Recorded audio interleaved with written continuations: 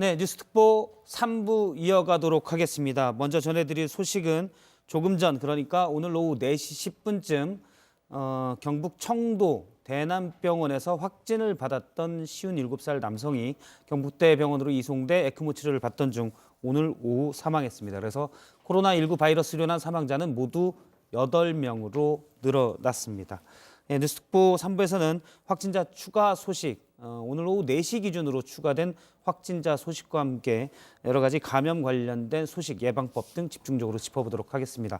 먼저 방역 대책을 총괄하는 중앙사고수습본부에 나가 있는 기자를 연결해 현재 소식을 좀 듣도록 하겠습니다. 사망자 소식도 같이 확인해 볼 텐데요. 배양진 기자, 일단 오후에도 확진자가 추가됐죠? 네, 오늘 오후 늘어난 확진자는 모두 70명입니다. 이제 전국 확진자는 모두 833명이 됐습니다. 대구에서만 41명이 늘었고요. 경북과 부산에서도 12명이 나왔습니다. 이들이 신천지 대구교회나 청도 대남병원 같은 주요 발생지와 연관이 있는지는 방역 당국에서 조사 중입니다. 그리고 오늘 4명이 추가로 완치됐다는 소식도 들어와 있습니다. 지금까지 모두 22명이 퇴원했습니다.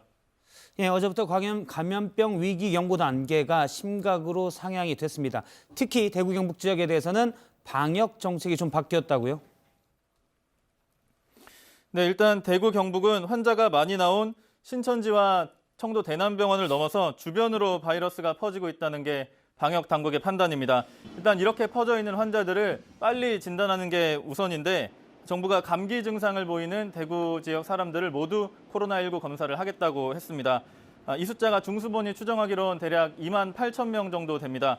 이렇게 해서 1차적으로 유증상자들 중에 확진 환자를 걸러내고 이 사람들이 접촉한 사람도 검사를 한 뒤에 치료를 하면서 4주 내에 대구 지역의 확산세를 조기에 안정을 시키겠다는 겁니다. 예, 4주 내에 대구 지역의 코로나19 확산세를 안정시키겠다는 건데 그러기 위해서 강력한 수단을 활용할 수 있다는 게 오전 중앙사고수습대책본부에서 나왔던 브리핑 얘기 같은데요. 추가로 논의되고 있는 그런 방책들이 있습니까? 네, 일단은 집단 감염의 발생 원인이 종교 행사 같은 집단 행사였기 때문에 이런 집단 행사를 열지 못하게 하는 방안을 논의 중입니다. 또 아까 정부가 대구 지역 유증상자를 전부 검사한다고도 했는데 이 범위를 전국으로 넓혀야 하는 것 아니냐 이런 얘기도 전문가들 사이에서는 나오고 있습니다. 또 대구 지역에선 코로나19 의심 환자를 검체를 채취하고 진단검사를 하고 또 치료하는 의료 인력이 절대적으로 부족한 상황입니다. 이 때문에 정부가 대구 지역에 의료인들이 와서 지원을 좀 해달라, 자원을 받겠다 이렇게 밝힌 상황입니다. 예, 알겠습니다. 마지막으로 이거 하나 좀 물어보겠습니다. 정치권에서는 중국인에 대한 입국 제한 조치를 계속 요구하고 있는데요. 혹시 중앙사고수습대책본부에서 이에 대한 언급은 없었습니까? 일단 그 얘기가 오전에 김강립 중앙사고수습본부 부본부장의 브리핑에서 있었습니다. 일단 현재 중국 당국의 발표 등 중국의 확진자 수가 좀 줄어들고 있는 것을 봤을 때 추가적인 입국 금지를 검토하는 것보다는 지금의 입국 절차를 유지하는 게 맞다 이렇게 설명을 했습니다. 지금까지 중앙사고수습본부에서 전해드렸습니다. 예, 다음은 이번에 역시 매일 늘어나는 확진자의 상당 부분을 차지하고 있는 지역입니다. 대구로 가보겠습니다. 오늘 하루 180명이 넘는, 전날보다 172명이 더 늘었습니다. 이 중엔 공무원과 경찰관도 포함이 됐습니다. 취재 기자를 연결합니다. 이상엽 기자, 지금 대구 지역 확진자는 오늘 또 많이 늘었죠. 모두 몇 명이 된 겁니까? 오늘 오후 4시 기준 어제에서 172명이 더 추가됐습니다. 지금까지 파악된 대구 확진자는 모두 498명, 이 중 200여 명은 입원해서 치료 중이고 남은 확진자들은 자가 격리됐습니다. 대부분 특별한 증상 없이 양호한 상태입니다. 예, 신천지 대구교회 교인인 공무원과 경찰관이 확진 판정을 받았다, 이런 소식도 있죠. 대구시 공무원도 3명 추가됐습니다. 이 중 서구보건소 확진자는 감염예방의학팀장인데 신천지 대구교회 교인인 걸로 확인됐습니다.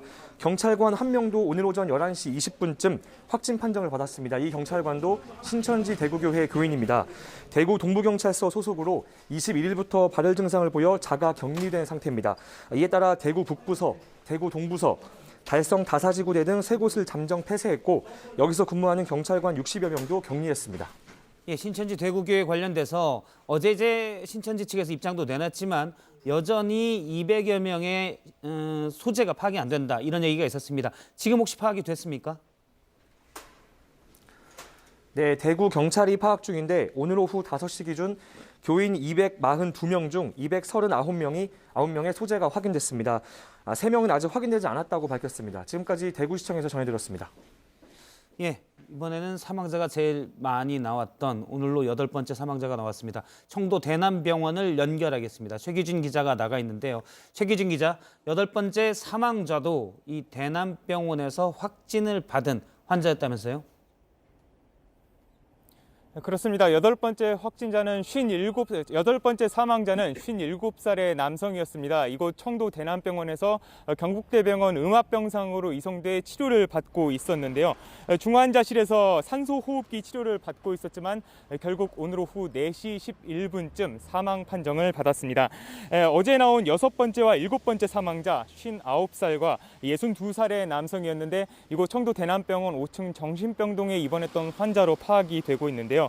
이들을 포함해 지금까지 사망자 8명 중 6명이 대남병원과 관련된 환자로 파악이 되고 있습니다. 앞서 보건당국은 사망자들 대부분이 다른 질병을 오랜 기간 알아왔던 것으로 파악을 한다고 밝혔습니다. 추가 사망자들의 직접적인 사인이 코로나19인지는 추가적인 역학조사가 나와봐야 알 것 같습니다. 예, 역시 코로나19 확진자로 양성으로 판정받은 환자들 중에 일부 사망자가 나온 거고요. 과연 코로나19 때문인지에 대해서는 방역당국의 역학조사 결과가 나와야 된다는 얘기였습니다. 지금 병원에 이 청도 대남병원에 남아있는 환자들에 대한 치료는 어떻게 이루어지고 있습니까? 네, 저희가 이곳에 오전부터 나와 있었는데요. 조금 전 오후 4시 그리고 조금 전 오후 6시까지 119 구급차가 병원 내 확진자의 병실과 병상을 옮기는 작업을 진행을 하고 있었습니다. 확진자가 제대로 된 집중 치료를 받으려면 원래대로라면 1:1 집중 치료를 받는 것이 원칙입니다. 하지만 폐쇄병동의 구조상 6명에서 7명의 환자가 같은 병실을 공유하면서 생활할 수밖에 없어서 지금 현재도 그런 형태로 남아있다는 게 보건당국의 설명인데요. 앞서 대남병원에서는 다른 층으로의 환자나 의료진의 이동을 금지하는 코호트 조치가 내려진 상태였습니다. 하지만 그동안 2, 3층에 격리된 일반인 환자 12명을 창녕에 있는 다른 지역의 병원 등으로 이송하는 방안을 통해 병실을 확보한다는 계획입니다. 지금 경북 청도의 대남병원에 5층 정신병동에 있던 환자들 100명 넘게 거의 다 확진 판정을 받았었는데요. 지금 1인 1실로 격리된 게 아니라 폐쇄병동 특성상 지금 병원 전체가 코호트 격리가 돼 있기 때문에 여러 명이 한 병실에서 치료를 받고 있는 상황이군요. 현재 대남병원에 있던 환자들 중에 사망자가 계속 나오고 있는데 추가적인 대책이 좀 필요할 것 같습니다. 중증 환자 중 이 추가 사망자가 더 나올 가능성은 어떻게 보건당국에서는 보고 있나요? 현재까지 사망자들 8명은 대부분 40대에서 50대 환자들이었습니다. 환자들이 이 폐쇄병동에 수십 년 가까이 머물면서 치료를 받았던 만큼 면역력이 상당히 약해진 상태였다는 게 이 보건당국의 설명이었는데요. 그래서 앞으로 중증 환자나 추가 사망자가 더 나올 가능성도 어느 정도 있다는 게 보건당국의 설명입니다. 대남병원 측은 환자들이 대부분 2월 15일 전후로 해서 대규모 감염이 일어난 것으로 파악을 하고 있는데요. 시간이 상당히 흐르면서 증상이 없었던 환자들도 증상이 생기고 증상이 심각한 상태에서 발견된 환자들이 더 많아졌다는 게 설명입니다. 현재까지 대남병원과 관련된 확진자는 환자와 의료진 9명을 포함해서 총 112명으로 집계가 되고 있습니다. 앞서 보건당국이 오전까지만 해도 113명으로 발표를 했었는데 현재 한 명에 대해서는 이 추가 확진 여부를 정확히 판단하기 위한 역학조사가 진행되고 있기 때문에 지금 상황에서는 현재까지 공식적으로는 112명이 맞습니다. 이 중에서 14명이 현재 폐렴 증상을 호소해서 산소호흡기를 차는 집중 치료를 받고 있는데요. 앞서 8번째 사망자가 발생한 것을 포함해서 나머지 1명이 지금 위중 상태라고 보건당국은 설명을 하고 있습니다. 때문에 나머지 환자들에 대해서도 현재 추가 의료진이나 감염병 전문가를 투입해서 중증도를 나눠서 파악한 다음 긴급 이송을 통해 다른 지역 병원으로 보내는 방안을 검토하고 있습니다. 지금까지 청도 대남병원에서 JTBC 최규진입니다. 예, 계속해서 스튜디오에서 좀 얘기를 나누도록 하겠습니다. 지금 스튜디오에는 백순영 가톨릭의대 미생물학과 교수님 그리고 보도국의 조익신 기자와 신혜원 기자가 자리를 했습니다. 먼저 신혜원 기자에게 좀 물어볼게요. 오늘 추가된 확진자 수, 조금 전 질병관리본부가 4시 기준으로 더 늘어난 확진자 수를 발표를 했지요. 네, 일단 4시까지 발표된 이 사망자 숫자는 7명이 맞습니다. 그런데 조금 전에 4시 11분, 그러니까 이 질병관리본부의 브리핑 이후에, 기준 시간 이후에 1명이 더 사망을 했다라고 해서 현재까지는 이 사망자가 8명으로 전해지고 있는 상황입니다. 자, 확진자가 하루 새 231명이 추가가 됐습니다. 오전 9시 집계 때 161명이 추가가 됐고, 오후 4시 집계에서 70명이 추가가 돼서 현재 총 확진자 수는 833명입니다. 자, 7번째 사망자는 62세 남성인데요. 이 경북의 청도 대남병원 관련자로 확인이 됐습니다. 기저질환 여부는 아직까지는 공개되지 않았고 이 보건당국이 조사 중이라고 하고요. 이제 이 어제 사망한 이 59살의 남성도 이 대남병원 관련자 환자였습니다. 그래서 이 오늘 집계 6번째 사망자로 반영이 됐는데 이에 따라서 이 대남병원 관련된 사망자가 총 5명, 그리고 이 방금 전에 발표가 된 8번째 사망자까지 포함하면 총 관련자가 6명으로 늘어난 것으로 보입니다. 현재까지 전국에서 이 신종 코로나 관련해서 검사 중인 사람은 10,000명을 넘어섰는데요. 11,631명입니다. 처음으로 이 검사 중인 환자가 10,000명을 넘은 상황이고요. 격리 해제가 4명 추가됐습니다. 9번째, 11번째, 15번째, 20번째 환자가 격리 해제됐습니다. 예, 여전히 추가된 확진자 중에 상당수가 대구, 경북, 그중에서도 대구에서 많이 나오고 있는데 역시 신천지 대구 교회, 이 교인들과 관련이 좀 있다고 봐야 되겠죠. 네, 그렇습니다. 오늘 오전까지를 좀 기준으로 말씀드리겠습니다. 왜냐하면 오후 발표에서는 예. 대구 지역 확진자라고는 했지만 대구 신천지 관련이라는 집계는 따로 하지 않았거든요. 그래서 오전 기준으로 이 신규 환자 161명 가운데 이 신천지 대구교회 관련자 129명이었습니다. 이 중에서 대구 확진자 115명, 또 경북 지역에 있는 8명이 또 포함이 됐습니다. 오후 4시까지 추가로 나온 확진자 이 대구에서 41명, 경북에서 12명, 부산에서 또 12명 등이 나왔는데 역시나 이 대다수가 대구, 경북에 나와 있는 상황이고요. 네, 그렇습니다. 그리고 이 현재 신천지 대구교회 교인을 전수조사를 진행하고 있는데 당초에 어제까지는 한 670여 명 정도가 연락 두절 상태였습니다. 현재 이 경찰이 약 600명 이상의 경찰 인력을 투입을 해서 이 신도들과 연락을 시도하고 있는데 현재까지 13명만 연락이 되지 않는, 현재까지 추정 중인 상태라고 하고요. 경기도의 경우에는 오늘 이재명 경기지사가 이 경기도 도내에 있는 14개 신천지 관련 시설을 강제 폐쇄하는 행정명령을 내리기도 했습니다. 예, 어제 신천지 교회가 입장을 발표하기에 신천지 대구교회 약 9,300명의 신도 중에 200여 명이 소재가 파악이 안 되고 있었다. 이 사람들이 교회에 자주 나오지 않기 때문에 소재 파악이 안 된다는 입장이었는데 현재 221명이 추가로 소재가 파악됐고 21명의 신도들 위치를 추적 중이라고 합니다. 만일 예배에 참석하거나 교인과의 접촉이 있었다면 스스로의 건강을 위해서도 어떻게 빨리 신고를 해서 조치하고 검사를 받는 게 좋을 것으로 보입니다. 오늘 오전까지는 21명이 남아 있었는데 예. 추가로 또 연락이 돼서 예. 현재까지 남아 있는 교인의 숫자, 추적 중인 교인의 숫자는 13명입니다. 13명이 현재 연락이, 신천지 대구교회 교인 중 연락이 경찰과 닿지 않는 사람들은 13명이 남았습니다. 네. 교수님 좀 여쭤볼게요. 조금 전, 그러니까 오후 4시에 추가로 사망자가 나왔고 역시 경상북도 청도군 청도 대남병원 정신병동에 입원해 있던 환자 중에 나왔습니다. 그러면 사실 저희가 처음에 코로나19가 31번째 확진자까지 나올 때까지 경미한 증상이다. 사실 조금 심한 독감 정도라고 생각하면 된다고 했는데 유독 경북 청도 대남병원 환자 중에만 많이 나오고 있습니다. 이거 어떻게 해석을 해야 될까요? 이것은 우리가 좀 되짚어보면은 2월 18일 31번 환자가 처음 발견이 되었을 때는 그 정도로 생각했었을지도 모릅니다. 예. 오늘 아직 일주일도 안 됐는데요. 지금 오늘 2월 24일인데 833명입니다.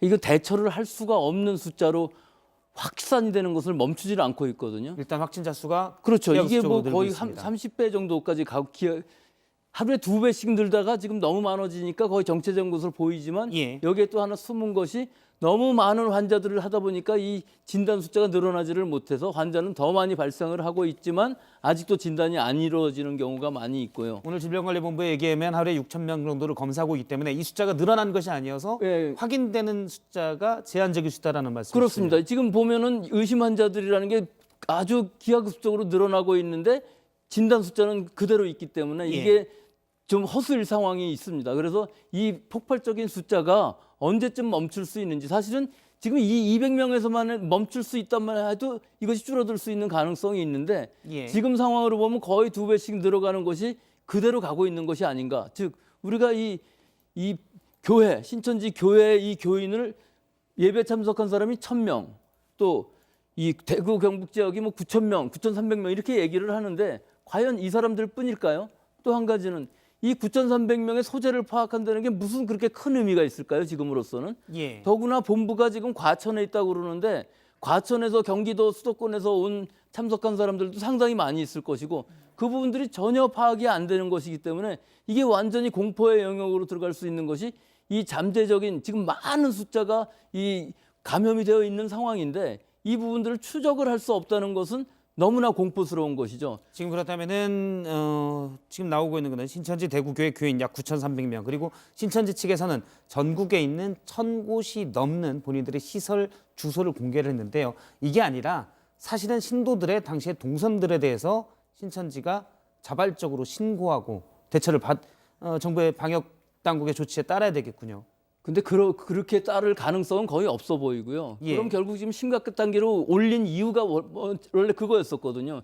이게 지금 대구 경북 지역만 숫자로 보면 그렇지만 그 외의 지역에서의 숫자는 확진자 수는 그다지 많지 않지만 계속 늘어나고 있는 것이 감염원을 모르는 환자 수가 계속 늘고 있다는 것은 예. 이것이 또 다른 대형 발병이 될 수 있는 상황이기 때문에 근데 일단은 지금 예. 늘어난 숫자가 대구 경북 지역 특히 이제 대구 지역에 확진자가 많이 늘어나고 있고요. 지금 질병관리본부의 발표에 하면 약 60% 정도 대부분이 이 신천지 대구교회 추가된 확진자 중이에요. 하기 때문에 확진자 숫자는 많이 늘어나고 있지만 어느 정도는 경로와 요인을 파악할 수 있는 확진자다라는 해석도 있거든요. 예, 그게 심각을 올리기 전의 상황이고요. 예. 지금 상황으로 보면은 이것을 막는다 할지라도 그 이외에서 터지는 대형 발병 또는 원내 감염이 만약 일어난다고 그러면 그걸 막을 수가 없을 것이기 때문에 지금은 이런 봉쇄보다는 역시 완화적인 즉 피해를 최소화하는 방식으로 방역이 바꿔야 될 시점이지 예. 너무 이 신천지 신도들 쫓아다니다 보면은 방역 자체가 또 1, 2차, 3차 이 의료 전달 체계를 먼저 갖추고 다른 대응을 먼저 하는 것이 우선이지 이 신천지에 너무 연연할 필요는 없는 것으로 보입니다. 지금으로서는. 이제 신천지를 중심으로 확산됐기 때문에 교인들의 접촉 사람들도 알아두고 말씀하신 대로 일단 환자가 발견되면 치료하는 완화 단계의 방역 대책으로 바뀌는 같이 병행해야 될 필요는 없을까요? 물론 그렇습니다. 근데 지금 시점으로 보면은 예. 이 확진된 사람만도 833명인데 이 833명의 이 접촉자들 밀접 접촉이 아닌 단순 접촉자 동선을 다 하면은 이 대구 경북만 해도 이거는 쫓아갈 수가 없는 수준이기 때문에 지금 예. 드리는 말씀이고 결국은 이게 계속 늘다 보면은 완화 정책으로 갈 수밖에 없는 상황이니까 미리 선제적으로 심각으로 올린 건 굉장히 잘한 일이고 또 여러 가지 그 행정력이라든지 모든 것을 대구 경북에 일단 이 불을 끄는 것을 먼저 해야 되겠지만 예. 그 외의 지역에서도 그 여러 가지 우려들이 있기 때문에 감염을 모르는 사람이 점점 늘어가고 있습니다. 특히 서울, 경기 지역도 수십 명이 돼서 거의 뭐 100명 가까운 수준으로 올라가고 있기 때문에 이 부분에 감염원을 모르는 신천지가 아닌 사람들도 상당히 많이 있다는 예. 것이 더 우려가 되는 부분이라고 할 수 있겠습니다. 알겠습니다. 일단 그러면 지금부터는 약간 위급 환자의 정도에 대해서 얘기를 해보도록 하겠습니다. 조금 전에 8번째 사망자가 나왔기 때문에요. 조익신 기자, 현재 위급 환자는 전체 어느 정도가 되고 있습니까? 네, 현재 상태가 위급하다고 지금 오전에 브리핑된 환자는 대구에 2분이 계셨는데 방금 1명이 돌아가시면서 이제 1분이 지금 위급한 상태고요. 예. 전국적으로는 13명이 지금 산소 호흡기를 끼고 치료를 받고 있는 상황입니다. 그러니까 산소 치료, 자가호흡이 쉽지는 않아서 산소 치료를 받고 있는 환자는 14명 정도인데 위중한 상태다 볼 수는 없는 것이고 예. 1명 정도는 지금 위급한 환자다 이렇게 얘기를 하고 있는데요. 앞서 이제 지금 8명의 사망자 중 6명이 경북 청도의 대남병원에서 나왔거든요. 그러면 이 코로나19의 증세가 상당히 위험하기 때문인지 아니면 그 병동, 즉 경북 청도 대남병원의 정신병동, 폐쇄돼 있는 병동의 그런 외부 환경이 이 환자에게 더 치명적이었는지 어떻게 봐야 될까요? 그거는 지금으로 봐서는 그 대남병원의 아주 특수한 상황이었죠. 밀폐된 상황에서 많은 환자들이 발생하고 그 중증으로 가는 걸 막지 못했던, 즉 이건 대처가 늦은 건 확실히 맞죠. 예. 원래 그 원인 불명의 폐렴은 전수조사하기로 했었는데 그 부분을 방역 당국이 거기 청도까지는 못했다는 부분이 있는 것이고요.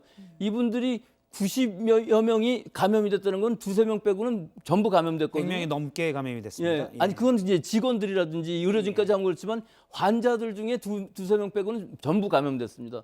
그런데다가 증상이 점점 심해졌고 또 이 안에서 밀접한 접촉들을 하기 때문에 전체에 다 퍼져버린 것이고 중증으로 간 다음에는 이 면역이 굉장히 약한 사람들은 어떻게 잡을 수가 없는 것이거든요. 그래서 지금 위험한 환자들도 대부분 여기서 정신병동의 폐쇄병동에서 굉장히 오랫동안 이 바이러스에 노출이 됐었기 때문에 이 바이러스가 사실 그렇습니다. 또 하나 처음에 이제 정신병동이 기존에 면회객도 없고 앞서 이제 부산병원으로 이송된 뒤에 곧바로 숨진 그 55세의 여성 사망자에 따르면 2시간 전에, 그러니까 이송되기 전에 대남병원을 나설 때는 간만에 햇빛을 봐서 좋다라고 밝은 분위기였다고 하더라고요. 그러면 그 전에도 이미 오랫동안 수용돼 있으면서 면역력이 저하됐을 가능성 등을 또 생각해 볼 수도 있을 것 같아요. 이분들이 오랫동안 거기 수용돼서 면역력이 떨어진 것이 아니고요. 예. 원래 기본적으로 이 정신과 폐쇄병동이라는 것은 뭐 10년, 20년씩 가는 사람도 많지만 원래 질병 자체가 굉장히 중합니다. 예. 그래서 예를 들어서 알코올 중독 같은 걸 생각해 보시면 잘 알 수 있을 것 같은데요.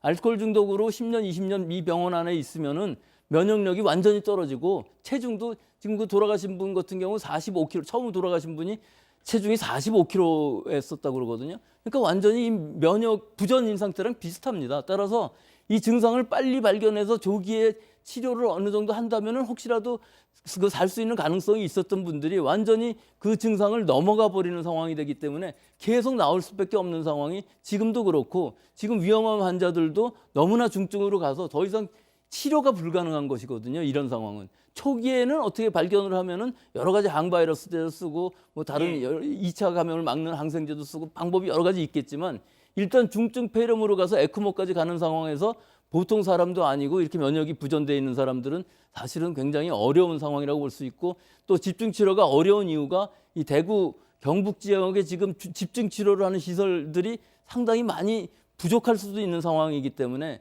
이 환자들의 숫자가 너무나 급격히 늘어서 예. 굉장히 심각한 문제이고 이것이 심각 단계로 갔기 때문에 온 행정력, 모든 지원, 모든 인적 자원들을 다 동원해서 지금 여기에 집중해서 일단 완화라는 것이 사망자부터 줄이는 것이거든요. 예. 중증으로 가지 않게끔 해야 되는 것이기 일단 때문에 해당 병원에서 연속적으로 사망자가 나왔기 때문에 그리고 말씀하신 대로 그곳 병원에 중증 환자를 치료할 수 있는 능력이 부족할 수도 있고 그럴 환경도 안 되고 또 기존 환자의 면역력이 많이 떨어져 있는 상황이기 때문에 특단의 대책이 필요하다라는 정도로 일단 이해를 하도록 하겠습니다.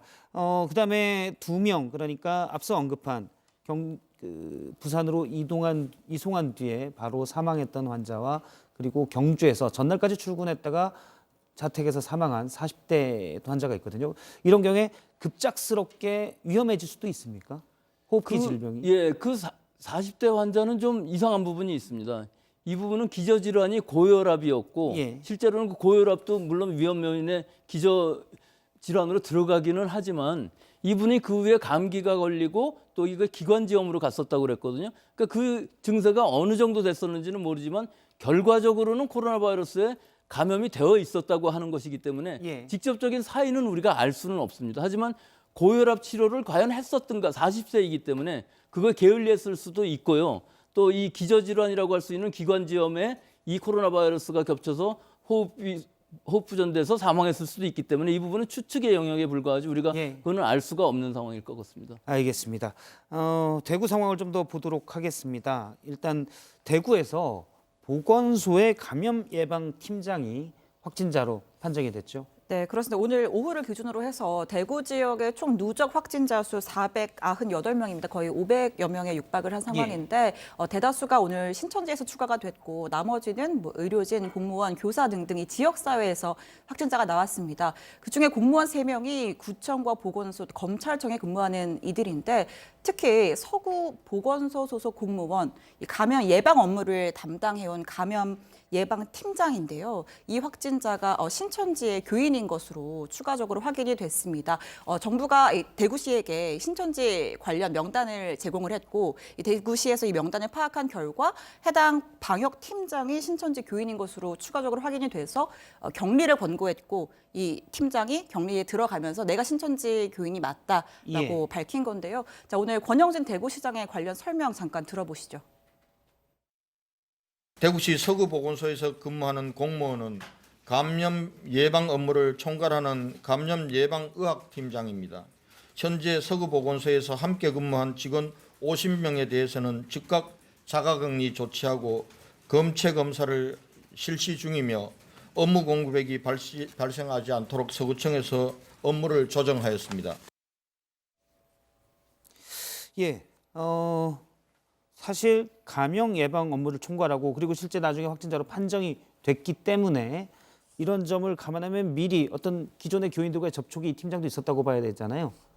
그러면 미리 좀 얘기를 하고 스스로 격리를 더 일찍 했어야 되지 않나 이런 생각도 듭니다. 근데 그건 신천지 교인의 특성이기 때문에 본인이 그거를 밝히면은 여러 군데에서 그 따돌림을 당하기 때문에 사실 부모한테도 얘기 안 하고 자기 자식 뭐 자기 친구들 가까운 사람들은 전혀 얘기를 안 하기 때문에 이제 문제인데 이것이 밝혀진 다음에 보면은 이분들이 의료 관계에 있는 경우는 아주 엄청난 피해를 주게 되거든요.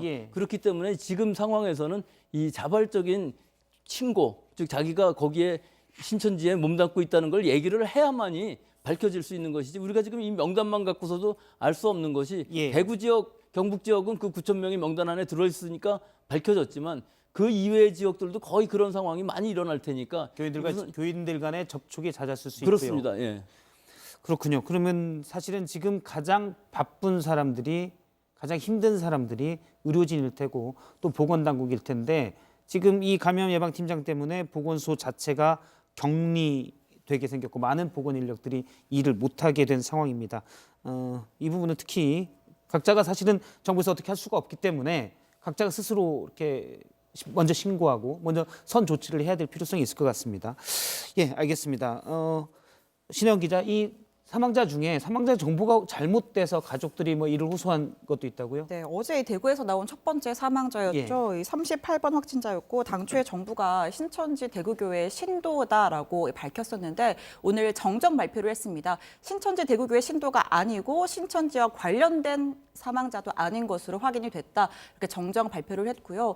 어제 신천지 교인인 것으로 좀 발표가 이루어지면서 뭐 이 사망자나 혹은 그 유족들에게 일부 비난이 조금 쏟아진 측면이 있었는데 이 38번 확진자의 그러니까 사망자죠. 이 사망자의 자녀가 SNS에 글을 올렸습니다. 우리 어머니 모친은 신천지 관련된 분이 아니다. 임종도 제대로 지킬 수가 없었고 이 장례도 원칙에 따라 화장만 해야 하는 상황인데 가시는 길까지 우리 가족을 힘들게 하지 말아달라 이렇게 또 호소하는 글을 올리기도 했는데요. 이 사망자 관련된 정보들 좀 더 정확하게 전달이 될 필요가 있어 보입니다. 예, 사실 환자 또 이런 위급한 환자나 이런 부분의 경우는 가장 큰 피해자이기 때문에 사실 가짜뉴스나 어떤 혐오성 발언 이런 건 특히 주의해야 될 것으로 보입니다. 앞서 계속 얘기를 했지만 추가되는 확진자의 대부분 약 60~70%가 신천지 대구교회 관련 교인들 또 이 교인들과의 접촉으로 이루어진 부분이고요. 또 중환 환자들의 상당수는 청도 대남병원 확진자 중에 나오고 있습니다. 대남병원 환자들 상당 부분 5층 정신병동 환자들 상당 부분이 또 확진자로 판정이 됐고요. 그럼 여기에서 그래서 이제 경북 청도가 좀 얘기가 많이 되고 있는데요. 현지의 주민을 한 분을 연결해서 얘기를 좀 들어보도록 하겠습니다. 경북 청도는 인구가 약 43,000명 정도 되는 사실 크지 않은 도시인데 지금 확진자가 많이 나와서 주민들도 상당히 불안해하고 있는 상황이라고 합니다. 현지에서 식당을 운영하는 김동식 사장님이 연결이 돼 있습니다. 사장님 나와 계시죠? 예, 있습니다. 예, 지금 사실 예전 같으면 관광객들이 많이 찾을 때인데 거리 자체가 아주 한산해졌다고요? 예, 그렇습니다. 여기는 원래 관광객들이 많이 찾는 집이죠. 예. 그래서 청도 이제 한제 미나리를 해서 많이 찾아오는데 코로나 때문에 방송에 대문짝만하게 나오니까 예. 안 그래도 손님이 적은 데다가 아예 손님이 뚝 떨어지고 없죠. 예, 지금 저희는 김 사장님이 보내주신 사진, 오늘 낮에 찍은 사진을 보고 있는데요. 예. 거리에 정말 차들이 또 다 멈춰 있고요. 인파가 하나도 없는, 사람이 예. 지나다니는 사람 자체가 없는 상황입니다. 예, 그러고 이제 가끔 보면은 예, 열차 타려고 가는 사람이 보통 한 50명에서 100명 정도가 타고 내리는데 요즘은 2명, 3명입니다. 예. 거리가 한산하죠, 지금. 그렇군요. 이 특정 병원이긴 한데 대남병원에 예. 확진자가 많이 나왔기 때문에 예. 지역 주민들도 물론 이제 거리가 한산하고 관광객이 없는 건 아마 불안감 때문일 건데요. 그 예. 생계를 이어가야 되는 그곳에 사는 주민들의 불안감도 좀 클 것 같습니다. 여기도 이제 추탕 거리라고 이제 형성이 돼가 있거든요. 그런데 이제 여기가 너무나 지금 손님이 없으니까 예, 이제 주인들이 직접 하는 가게는 부담이 적을 거고 이제 저희 멘트로 새 얻어가지고 하는 사람들은 하루에 경비가 10만 원에서 20만 원 사이 나는데 예, 예. 이게 너무 오래 간다할 시에는 지금 문제가 큽니다. 그렇군요. 그래, 사실 가게는 문을 열어야 되는데 지금 생계는 이루어지기 힘든 상황이 예, 되고 있군요. 그렇죠. 예. 그런데 이제 문을 닫으면은 경비가 덜 나고 예, 문을 열면은 경비가 더 많이 납니다. 예, 예. 그래 음식 준비를 다 하고 다 버려야 되니까. 예, 지금은 일단 방역이 우선이지만 사실은 생계를 이어가야 되는 그런 주민들의 그런 고통도 있을 것으로 보입니다. 이 네, 청도가 그렇죠. 이만희 신천지교회 총회장의 고향으로 알려져 있습니다. 그래서 예, 그렇습니다. 이만희 교주가 예, 예, 청도 이서면 소재지에 거기가 이제 자기가 태어난 곳이고 예, 거기 이제 한자 신도들이 성지순례에 많이 오는 지역이죠. 아 과거에 많이 왔었나요, 신도들이? 청도 업에는 안 옵니다. 예, 그냥 그 성지순례만 왔다가 예. 막바로 가는 걸로 알고 있습니다. 아, 읍내 이렇게 들르기보다는 성지만 네. 들렸다 가는 형태로 네. 이루어지고 있다는 거군요. 예. 예, 어쨌든 좁은 지역에서 특정 병원이긴 하지만 환자가 많이 나왔기 때문에 이 감염에 대한 불안감도 있을 것 같은데요. 방역 당국의 조치는 잘 이루어지고 있는 것으로 보입니까? 예를 들어서 지역에 대한 방역이요. 예, 그렇죠. 청도군에서 각 업소마다 예, 이제 손소독이라든지 방역을 잘해주고 있습니다. 예, 그렇군요. 마지막으로 하나 좀 여쭤볼게요. 예. 이 청도 대남병원이 청도에선 상당히 규모가 큰 병원이고 예, 그리고 바로 옆에 보건소가 붙어 있더라고요. 예, 그렇습니다. 그러다 보면은 지역 주민들이 이용할 수 있는 병원에 예, 좀 문제가 있다거나 이용하기가 이제 사실 꺼려질 수가 있는데 어떻습니까? 지금은 아예 그 보건소에는 아예 출입 금지가 돼가 있으니까 예, 청도군에서 사시는 분들은 아예 그 병원을 들어갈 수가 없습니다. 그러면 다른 대체할 수 있는 병원이 있습니까? 없습니다. 예. 그래 이제 여기서 이제 가차원 뭐 대구나 이제 경산으로 나가는 실정이죠. 예, 실제 의료 시스템에서 이러한 문제도 나오는 것 같습니다. 알겠습니다. 네. 여기까지 얘기를 듣도록 하겠습니다. 말씀 고맙고요. 청도군에 고맙습니다. 있는 김동식 사장님이었습니다. 예, 그럼 다른 얘기를 또 해보도록 하겠습니다. 신천지 교회에서 대구 신천지 교회에서 많은 확진자가 나왔었는데요. 추가로 또 우려되는 곳이 있습니다. 물론 많지는 않지만 부산의 온천교회에서 오늘만 확진자가 꽤 많이 나왔습니다. 네, 말씀하신 것처럼 부산 온천교회에서 오늘만 확진자가 14명이 나왔습니다. 모두 23명이 지금 코로나19 확진 판정을 받았는데요. 예. 온천교회 출신 첫 확진자는 19살 남성이었습니다. 이 남성의 아버지가 중국 우한에 갔다가 격리했던 경험이 있습니다. 때문에 그 방역당국에서 다시 가족들에 대해서 검사를 했었는데 모두 음성 판정은 나왔습니다. 중앙방역대책본부는 다른 감염원이 있다고 보고 현재 그 문제를 추적 중입니다. 특히 이제 교회 수련회에 참석했던 인원들 중에 확진자가 많이 나왔다고요. 예, 그렇습니다. 앞서 말씀드린 것처럼 첫 번째 확진자를 포함해서 8명이 수련회를 다녀온 것으로 파악이 됐습니다.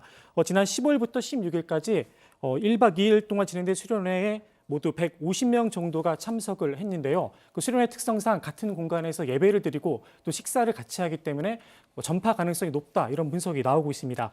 부산시는 추가 확진자가 더 나올 걸로 보고요. 현재 부산시 온천교회를 폐쇄한 상태입니다. 아무래도 예배나 수련 같은 이 집단 활동들은 가까운 거리에서 밀착한 데서 오랜 시간 같이 있기 때문에 이렇게 전파 가능성이 좀 큽니다.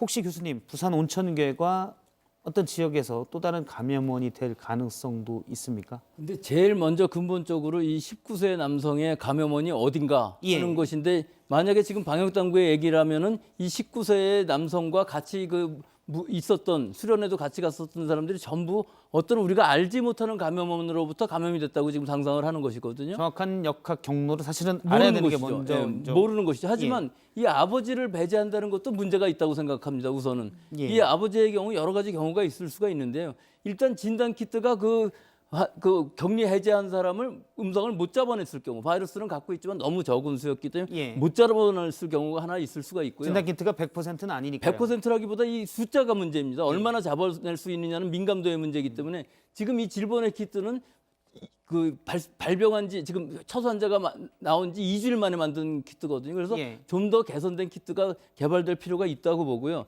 두 번째로는 중국에서도 많이 봐왔듯이 우리가 이 잠복기에 있는 환자가 14일 이후에도 잠복기일 수가 있기 때문에 지금까지는 음성이었지만 아주 적은 수가 언젠가는 또 발병을 할 위험도 있기 때문에 계속 봐야 한다는 것이고 이제 마지막으로는 이 다른 감염원의 얘기인데요. 결국은 그 안에서 어떤 감염원인지 모르지만 많은 환자가 발생했고 이것도 집단 발병이기 때문에 앞으로 이 사람들이 또 다른 데에서 옮겼을 확률도 많이 있어서 이 부분도 집중적으로 지금 이 부분은 역시 봉쇄입니다. 이 예. 부분을 찾아서 봉쇄를 하지 않으면 또 다른 데에서의 집단 발병이 나올 수 있기 때문에 역시 교회라는 이 그러니까 특수성 때문에 문제가 온천교회 있습니다. 첫 번째 확진자의 1차 접촉자들, 이 접촉자들도 새로운 감염이 될 수 있기 때문에 봉쇄하고 그렇습니다. 격리돼야 되고 예. 조치가 돼야 되겠군요. 예, 그렇습니다.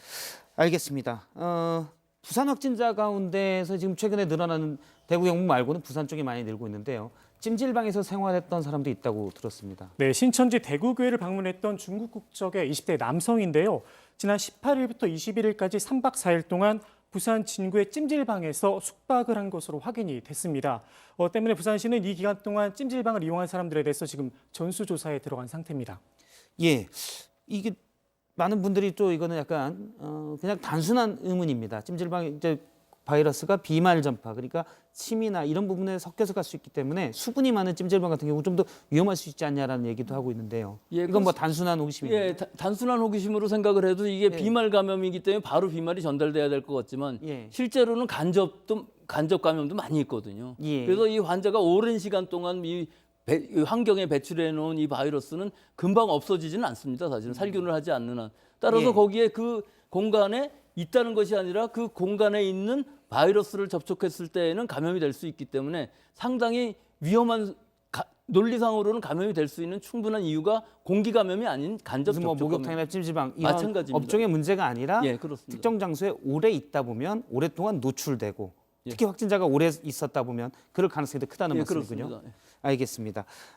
다음 부산에 또 코호트 격리된 곳이 있습니다. 아시아드 요양병원이죠? 네, 부산 지역에서 첫 번째 이 코호트 격리가 이루어진 병원입니다. 이 코호트 격리 특정 질환에 함께 노출된 사람들을 동일한 집단 한 공간에 묶어서 격리하는 걸 말하죠.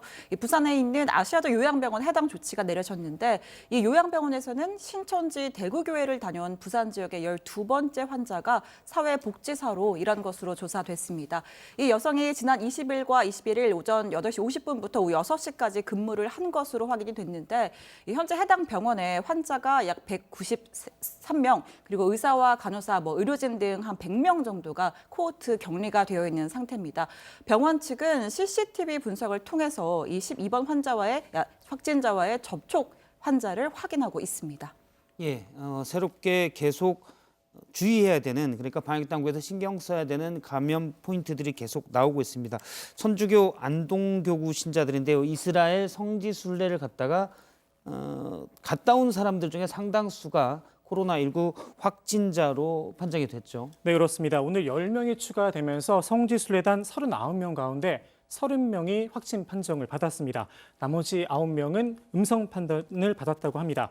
확진자 가운데 온천 등 다중시설을 이용하거나 단체 활동에 나선 경우가 있다는데요. 지자체가 파악한 접촉자는 어제 기준으로 170여 명에 이릅니다. 추가 확진자가 나올 가능성이 높은 것으로 보고 모니터링을 지금 강화하고 있는 상태입니다. 이 안동 교구순례단과 별개로 또 다른 성지 순례기 오늘 돌아올 예정이라고 했는데 혹시 도착을 했나요? 네, 경북 안동과 문경 등지에서 떠난 그 성지 순례객이 있는데요. 오후 5시쯤에 인천공항을 통해서 입국을 했습니다. 예. 모두 28명인데 지난 13일 이스라엘로 순례를 떠난 것으로 알려졌습니다. 안동교구 순례단과는 4일 정도 날짜가 겹치는데 경상북도 관계자는 이스라엘에서 서로 접촉이나 일정이 겹친 경우는 없었다 이렇게 밝혔습니다. 경북도는 이들을 별도로 버스로 이동을 시켜서 격리를 하겠다 이렇게 밝혔습니다. 예, 일단 역시 이제 종교인들인데요. 성지 순례를 갖다가 집단적으로 감염이 됐습니다. 이스라엘은 근데 기존에 크루즈선에 탔던 일본에 정박해 있던 크루즈선에 탔던 확진자 외에는 없었기 때문에 감염원에 대한 이런 의문이 좀 있었거든요. 이런 경우는 지금 이스라엘에서 감염돼서 왔다기보다는 실제로 출국할 때부터 누군가가 감염이 되어 있었고 잠복기이거나요? 예, 잠복기라도 감염이 얼마든지 가능하기 때문에 누군가가 감염자가 있었고 여행 기간 내내 그것이 증폭이 되어서 돌아왔을 때는 벌써 많은 숫자가 감염이 되어 있었다는 이게 근데 이상하게도 전부 이 종교 계통으로 지금 가고 있는 부분이 신기하긴 한데요. 이 여러 군데에서 이런 집단적인 발병이 일어나는 것이 굉장히 우려스럽고 특히 요양원 종교시설, 예배 이런 부분들이 지금 계속 문제가 되고 있기 때문에 아주 심각한 상황으로 자꾸 가고 있고요. 일단 뭐 성지순례단도 특히 종교와 연관시키기보다는 그렇습니다. 예. 사실은 여행, 오랫동안 집단 생활을 같이 했기 때문에 이런 가능성도 사실 크다고 볼 수 예, 있겠죠. 가능성은 그거죠. 근데 예. 우연치 않게도 전부 카톨릭, 뭐 신천지 이런 부분에 종교가 많기 때문에 이건 아마 인과관계는 별로 없을 것으로 보이지만 예. 이런 부분에서 이 예배 같은 것들이 앞으로 이루어지지 않는 것이 좋지 않을까 그런 생각이 드는 것입니다.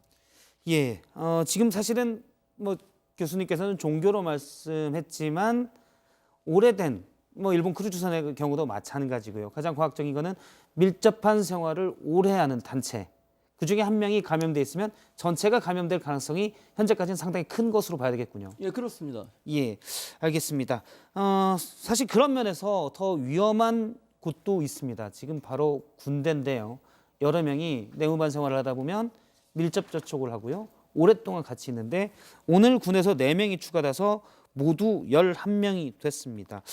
군에서는 그러면 이건 어떤 대책이 필요할까요? 군대라는 그 특성상 전부 같은 집단 생활을 하기 때문에 한번 퍼지면 굉장히 심각한 문제가 될 수 있는데 사실은 또 그 군대라는 특수성 때문에 실제로 지역사회에 노출하고는 큰 관계는 없을 수도 있습니다. 예. 하지만 외출을 나갔다 돌아왔다든지 하는 사람들이 지금 발병이 되고 있고 이 부분은 진짜 봉쇄라는 개념에서 잘 찾아내면 군대 안에서는 막을 수는 있을 것 같은데 예. 문제는 이제 군대 안에서도 지금 모르는 환자가 있다면은 그 부분을 막을 수 있는 방법이 과연 있겠느냐 하는 것이죠. 같은 내무반 생활을 하고 있기 때문에 거기서 똑같은 상황으로 퍼질 수 있는 상황이 있기 때문에 가능한 한 빨리 증상이 나타나는 사람을 찾아서 격리하고 그 부분을 다 막고 하는 이 봉쇄 작전이 군대 안에서는 굉장히 필요한 상황일 것 같습니다. 유용하게 적용할 수가 유용하게 있게. 적용할 수 있을 것 특히 이제 같습니다. 군인들은 뭐 마음대로 이동할 수 있는 것이 아니기 때문에 특정 확진자가 나오면 확진자의 접촉자를 쉽게 구분할 수 있는 그런 건 좀 그런데 이제 한 되겠군요. 가지 좀 문제는 이 군대라는 것이 모든 사람이 집단 생활을 하는 것이 아니고 장교라든지 이런 사람들은 다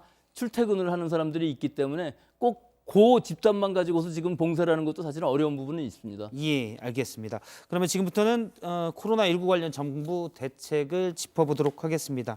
신혜원 기자, 문재인 대통령이 오늘 회의에서는 아예 감염 전문가들을 초대를 해서 같이 수석보좌관 회의를 열었죠. 네, 그렇습니다. 이 문재인 대통령이 오늘 이 코로나19 위기 경보를 최고 단계 심각으로 격상한 이후에 첫 번째 수석 보좌관 회의를 주재했는데 말씀하신 것처럼 약 10명의 전문가들과 함께 간담회, 코로나 간담회 형식으로 진행을 했습니다. 문 대통령은 지역사회 감염을 막기 위해서 위험 요인을 철저하게 관리해야 한다고 강조했는데요. 문 대통령 발언 직접 들어보시죠.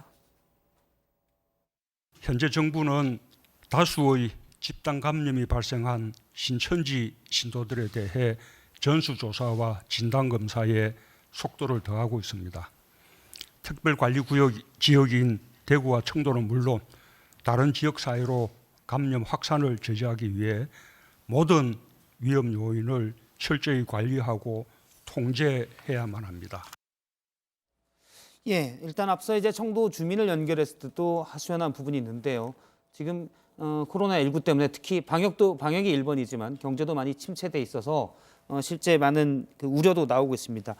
추가 경정 예산, 즉 추경 편선도 정치권에서 논의가 되고 있다고요? 네, 그래서 당초에 이 정부는 이 기존 예산과 예비비로 좀 신속하게 집행할 수 있는 부분을 하겠다라는 예. 입장이었는데 지금 뭐 최근에 뭐 주말 사이 민주당에서 이인영 원내대표가 이 추경 편성을 공식적으로 요청하는 등 정부 여당에서 기류 변화가 있었습니다. 또 야당도 이 추경에 동의하는 입장이고요. 청와대는 이런 국회의 요청과 또 지자체의 상황, 또 기재부의 판단 등을 고려해서 모든 가능성을 검토 중이라고 밝혔습니다. 문재인 대통령도 이 비상한 경제 시국인 만큼 처방도 특단의 대책으로 내려야 한다고 강조했는데요. 이어서 한번 들어보시죠. 특히 이번에 큰 어려움을 겪게 된 대구 경북 지역에 대한 특별한 지원이 절실합니다. 기업의 피해 최소화와 국민의 소비 진작, 위축된 지역 경제를 되살려내기 위해서는 과감한 재정 투입이 필요합니다. 예비비를 신속하게 활용하는 것에 더해 필요하다면 국회의 협조를 얻어 추경 예산을 편성하는 것도 검토해 주기 바랍니다. 예, 지금 정치권에서는 여야가 모두 추경의 필요성에 동의하고 있는데 일단 시기가 중요할 것으로 보입니다. 2월 임시국회가 지난 다음에는 총선이 있기 때문에 사실은 늦어질 수도 있는 문제고요. 정치권도 이제 사실 비상입니다. 일단 민주당에서는 총선 앞두고 사실은 사람 만나는 게 많이 정치인들은 일인데 대면 접촉을 하지 말자 당분간 이런 결정을 내렸죠. 네, 민주당이 오늘부터 대면 접촉 선거운동을 중단하고 온라인 선거운동에 집중을 하기로 했습니다. 이해찬 대표는 코로나 확진자가 크게 늘었다면서 집권당 대표로서 송구하다 이렇게 사과도 했습니다. 이 대표는 일부가 코로나를 정치에 이용하고 있다고 지적을 하면서 국민 단합을 해치면 안 된다 이렇게 강조하기도 했습니다.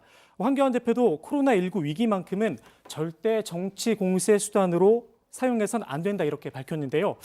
이참에 지역 감정에 기대보겠다는 그런 구태 정치는 없어져야 한다고 역시 강조를 했습니다. 황 대표는 다시 한번 가급적 모든 집회는 자제해달라 당부마저 남겼습니다. 예, 오늘 국회에서는 본회의가 원래 예정이 돼 있었고 이 자리에서는 이 코로나19 관련 대정부 질문을 할 예정이었는데 취소가 됐죠. 네, 코로나19 여파가 국회 일정에도 영향을 미쳤습니다. 심재철 미래통합당 원내대표가 코로나19 확진자와 접촉한 사실이 알려지면서 국회 본회의 일정이 취소가 된 겁니다. 지난 19일 국회에서 열린 토론회에서 심 대표가 참석을 했었는데요. 행사 참석자 가운데 코로나19 확진자가 있었던 겁니다. 잠깐 사진을 보시면요. 맨 앞줄에 심 원내대표의 모습이 보입니다. 그리고 왼쪽에 행사를 주최한 곽상도 의원 그리고 오른쪽이 전희경 의원이 서 있는데요. 모두 마스크는 하지 않은 상태입니다.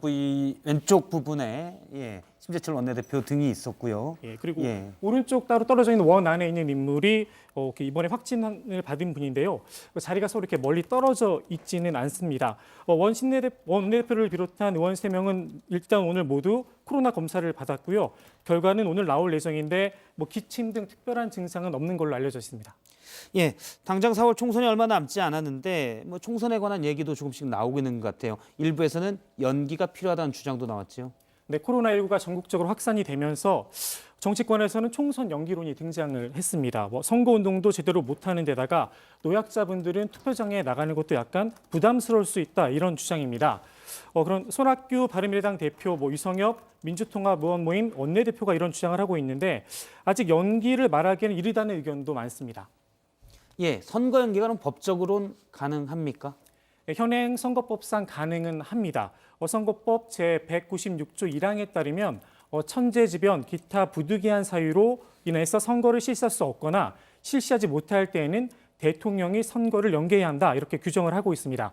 다만 해방 이후에 선거가 연기된 적은 한 번도 없는데요. 6.25 전쟁 때도 선거는 그대로 치렀습니다.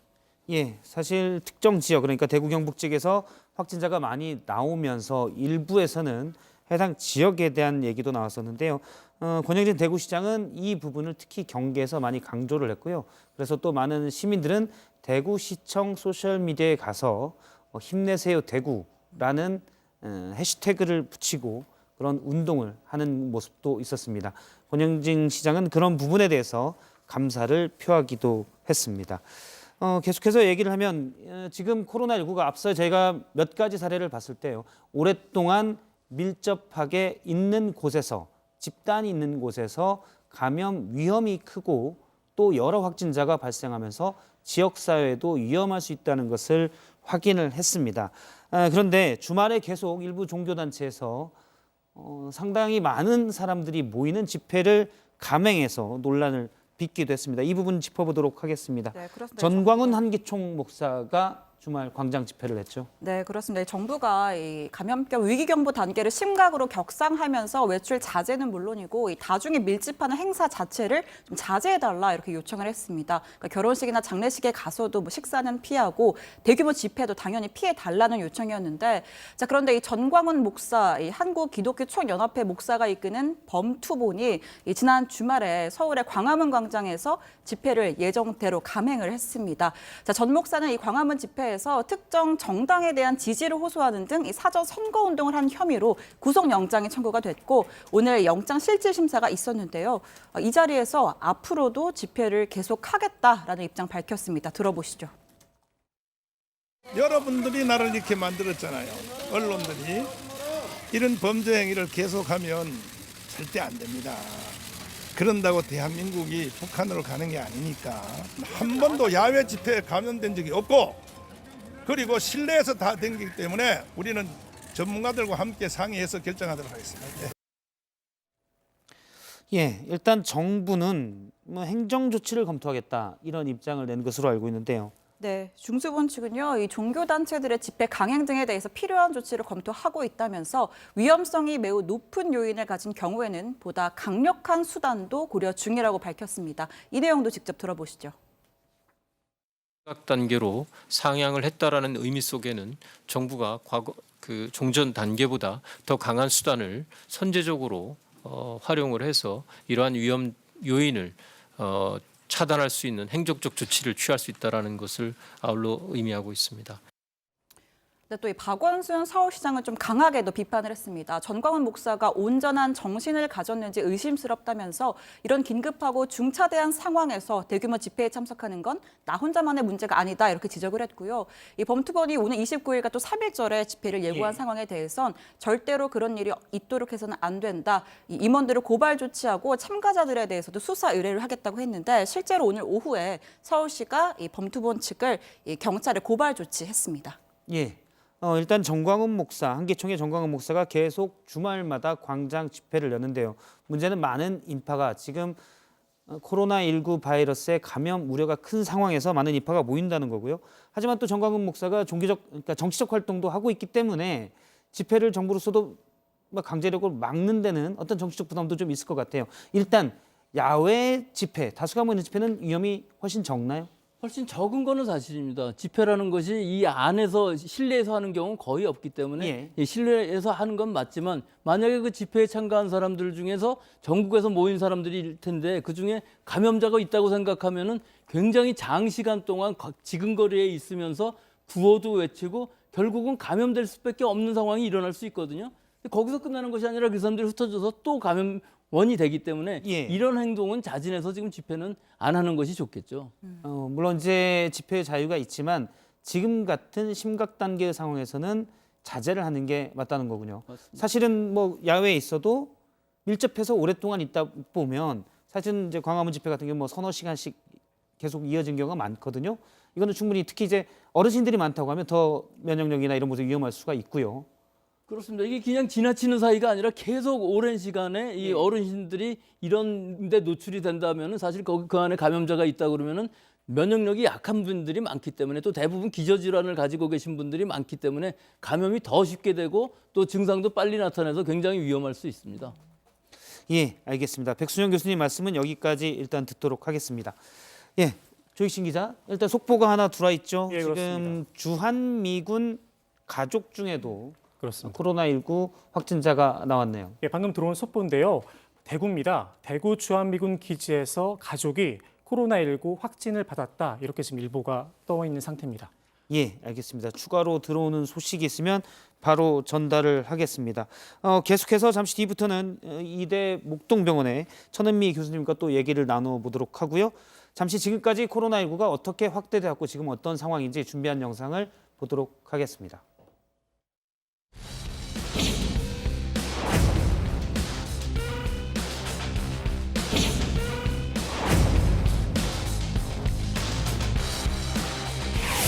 정부는 위기 경보를 최고 단계인 심각 단계로 올려 대응 체계를 대폭 강화해 나가겠습니다.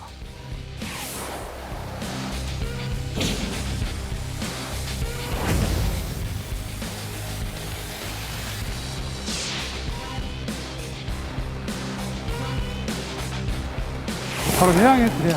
어제 갔다가 내일도 못하고 코로나19 때문에 겁을 하면서.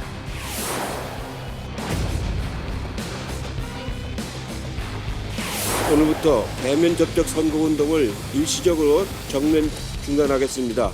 가급적 모든 집회를 자제해 주실 것을 당부를 드립니다.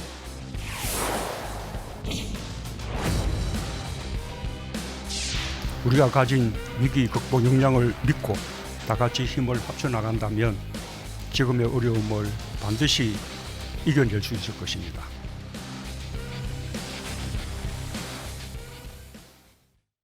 예, 코로나19 바이러스의 지역사회 감염 우려가 커지면서 일반 시민들의 불안감도 조금씩 높아지고 있습니다. 계속해서 이대 목동병원의 천은미 호흡기내과 교수님과 함께 몇 가지 불안감에 대해서 어떻게 우리가 생각을 해야 될지 여쭤보도록 하겠습니다. 사실 천 교수님께는 제가 미리 전화를 드려서 이런 부분은 어떻게 해야 되느냐 좀 여쭤봤었습니다.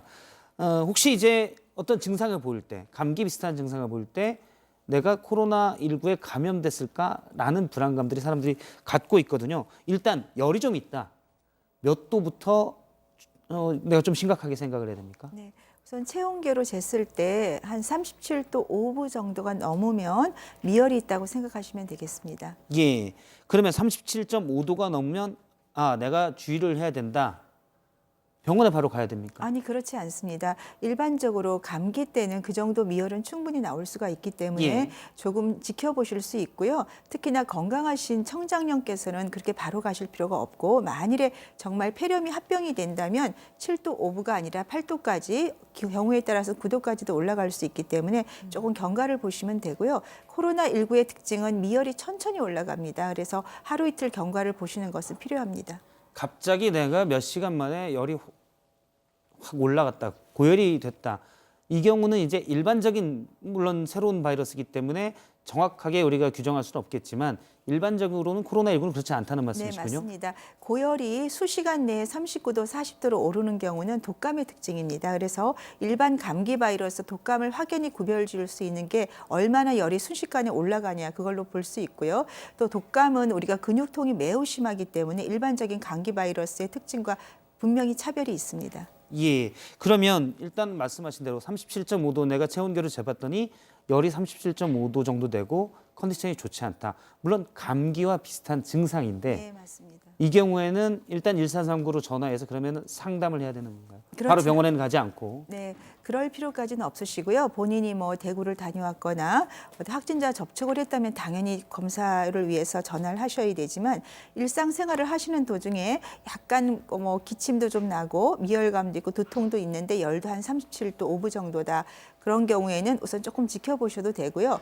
만일에 열이 더 심하게 올라가고 그다음에 약간 호흡이 좀 곤란한 증상도 있고 그럴 경우에는 반드시 선별진료소로 가거나 1339로 전화하는 것이 필요합니다. 많은 고민의 지점들이 바로 그런 부분입니다. 지금 내가 감기인지 코로나19인지 좀 혼란스러운데 사실은 하고 있는 일 때문에 꼭 가야 되고, 안 그러면 예를 들어 어떤 제가 서비스 업체에서 일을 하고 있다면 자영업자의 주인이 이제 필요하다, 빨리 와라, 출근하라 할 수도 있는 부분이고요. 네. 이럴 때는 37.5도, 기준은 37.5도가 넘으면 일단은 출근을 않고 집에서 상태를 보고 있는 게 낫습니까? 네, 우선은 건강하신 청장년께서는 미열이 좀 있거나 그런다고 해서 갑자기 상태가 나빠지지 않습니다. 예. 대부분은 이 코로나19의 특징이 초기에 경미하게 앓거나 증상이 없는 경우가 훨씬 많으세요. 80% 이상이 경증이기 때문에.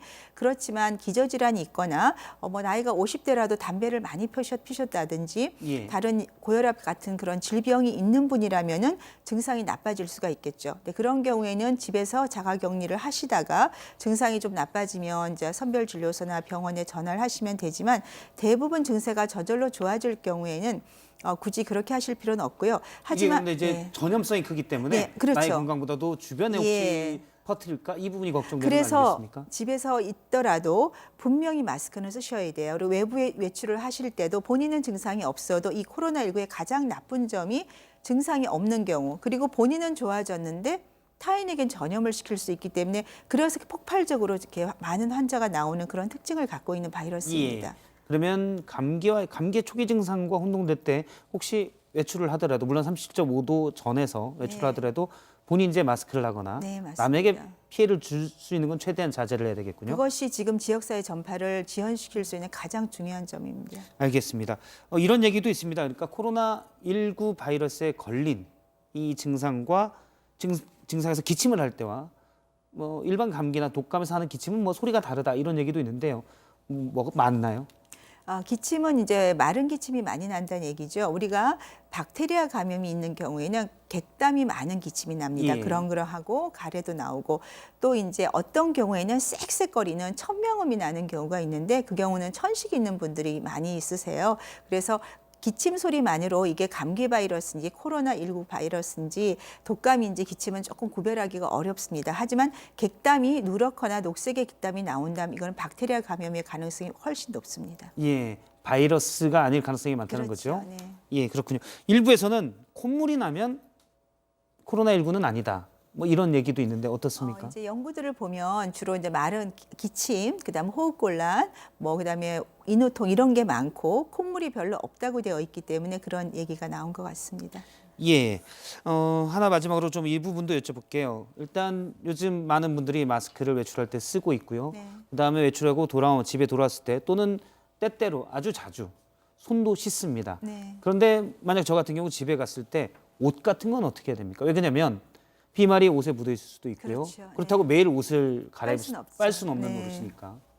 우선 이제 뭐 겉옷에 이렇게 묻어 있는 경우에 조금 걱정을 안 하셔도 되는 게 이 일반적인 코로나 바이러스에 국한된 건 아니고요. 일반적인 바이러스는 이런 딱딱한 물체나 그런 메탈이나 금속이나 유리에는 굉장히 오래 삽니다. 어떤 경우에 따라서는 기본이 4, 5일, 9일까지도 예. 생존을 하는데 유리나 금속에는요? 그렇죠. 이런 옷감이라든지 종이에서는 이렇게 구멍이 있기 때문에 이 바이러스가 생존 시간이 수시간밖에 안 됩니다. 그렇기 때문에 옷을 벗어서 잘 걸어 놓으시고 다음 날 입게 되면은 대부분은 없어지기 때문에 너무 걱정하실 필요 없을 것 설령 같습니다. 바이러스가 묻었어도 네, 맞습니다. 사실은 손으로 호흡기에 가져가지 않는다면 네, 그렇죠. 만져서 이걸 그러니까 옷을 만지셔도 반드시 집에 가서 손을 깨끗이 씻으셔야죠. 예. 씻으면 큰 걱정이 없겠습니다. 바깥에 예를 들어 뭐 발코니에 걸어둔다면 네네. 괜찮을 것이라는 말씀이군요. 네, 맞습니다. 예, 일부에서는 뭐 그런 얘기도 있습니다. 옷을 벗어놓을 때 바이러스가 열에 약하기 때문에 고열의 드라이어로 오랫동안 쐬서 한번 쭉 쐰 다음에 하면 괜찮을 것이다 이런 얘기도 있는데 그럴 필요까지는 없습니까? 네, 그건 저도 해보진 않았고 연구가 예. 그런 연구를 본 적은 없어서 네, 그 점에 대해서는 더 앞으로 연구가 필요할 것 같습니다. 일단 처음에 신종이라고 불렀듯이 새로운 바이러스이기 때문에 네. 보다 더 연구가 일단 필요할 것으로 보이고요. 자가격리가 되는 분들도 좀 많이 있습니다. 그리고 앞서 얘기했듯이 교수님이 말씀하셨듯이 이제 좀 고열이 된다. 그러면 일단 집에서 4일이나 5일 스스로 격리한 채로 상태를 지켜봐야 되는데 이 경우에 직장인들 경우 또는 뭐 조그마한 업체에 있다거나 자영업을 하시는 분들이나 어떻게 이걸 보전받을 수 있을지 사실은 생계와 연관되기 때문에요. 대책이 좀 있습니까? 일단 유급휴가의 경우에는 그 직장마다 다릅니다. 그 유급휴가를 제공하는 사업주에게는 정부에서 지원금을 제공을 하는데요. 하루 최대 13만 원입니다. 직장에서 유급휴가를 받지 못하는 사람들에게는 정부에서 따로 생활비를 지원합니다. 4인 가구 기준으로 월 123만 원입니다. 예, 그렇군요. 기존의 기저질환, 그러니까 제일 많은 게 이제 성인병이죠. 당뇨와 고혈압이 있다.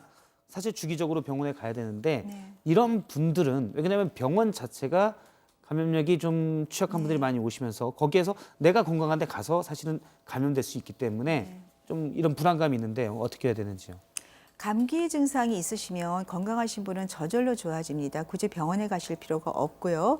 하지만 기저질환으로 뭐 고혈압, 심장질환, 뭐 암 환자시라든지 만성호흡기 질환이 있는 분들은 적절한 시기에 약 처방을 안 받고 방치를 하게 되면 더 많은 문제가 생깁니다. 그런 예. 경우에는 반드시 정해진 예약 시간에 담당 주치의 선생님한테 연락을 하셔도 되고요. 이 의사인은 안심병원이라고 해서 일반 호흡기 환자와 아닌 환자를 구별해서 진료를 볼 수 있게 만들어 놨습니다. 있습니다. 그래서 그쪽을 통해서 진료를 보시면 될 것 같고요. 만일에 증상이 본인이 괜찮겠지? 감기인가? 이렇게 생각을 하시게 되면 기저질환이 있는 분들은 어떤 중요한 치료 시기를 놓칠 수 있기 때문에 임의로 병원을 안 가는 것은 도리어 해롭습니다. 기저질환이 있는 분이 감기 증상, 코로나19에도 의심 증상이 있을 때는 오히려 적극적으로 상담하고 그렇죠. 위험할 수가 있기 네. 때문에 그래야 된다는 네, 말씀이시죠. 맞습니다. 만약에 기저질환이 있는 분들이 주기적으로 가야 되는데 그런 의심 증상이 없다면 그건 일단 전화로 해서 뭐 약을 받을 수도 있고요. 네. 그럼 정부에서는 팩스로 뭐죠? 그 약 처방을 네. 처방전을 보낼 수 있다. 네. 이런 대책을 내놓은 상황입니다. 네.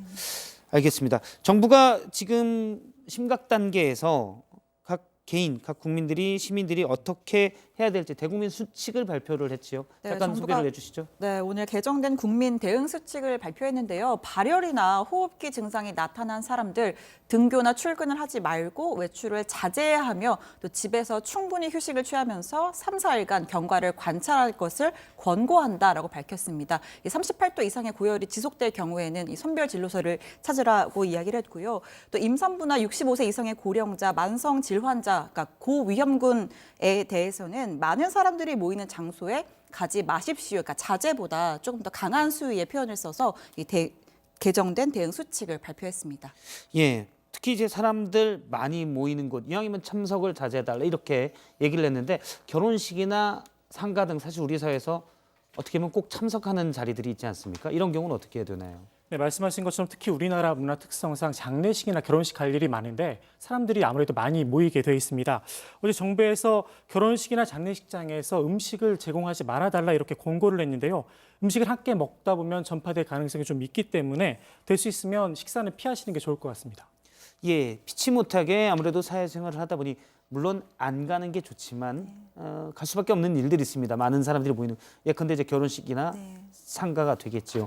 갔다 온 다음에 어떻게 하는 게 좋습니까? 우선은 가시기 전에 반드시 마스크를 착용을 하셔야 되고요. 예. 지금은 뭐 장례식장을 가건 결혼식을 가더라도 마스크 착용에 대해서 모두 다 용인을 하는 분위기이기 때문에 마스크 착용을 꼭 하시고 다녀오셔서는 마스크를 버릴 때 꼭 끈으로 버리셔야 됩니다. 앞에 손을 만지지 마시고요. 그리고 다녀와서 제일 중요한 것은 손 씻기입니다. 예. 손 씻기를 철저히 해주시고 일상생활을 하시면 큰 문제가 없고요. 만에 하나 결혼식장이나 어디 모임을 다녀왔는데 잠복기가 보통 4일에서 5일 정도가 제일 많기 때문에 그 즈음해서 미열이 나면서 인후통이 있다. 그런 경우에는 조금 의심이 되기 때문에 선별진료소나 1339로 전화를 해보시는 게 좋을 것 같습니다. 예, 알겠습니다. 일단 마스크를 쓰고 있으면 비말 전파에 대한 우려는 없고요. 네. 또 어딘가에 접촉된 나의 손을 내 호흡기에 가져가지 않으면 역시 바이러스가 직접 될 위험은 없고 네. 설령 묻었어도 손을 씻으면 돼요. 괜찮다라는 네, 맞습니다. 말씀으로 듣겠습니다. 그러면 그 정부와 사실은 이런 밀집을 많이 막기 위해서 각 기업들도 좀 아이디어 제안을 하고 있습니다.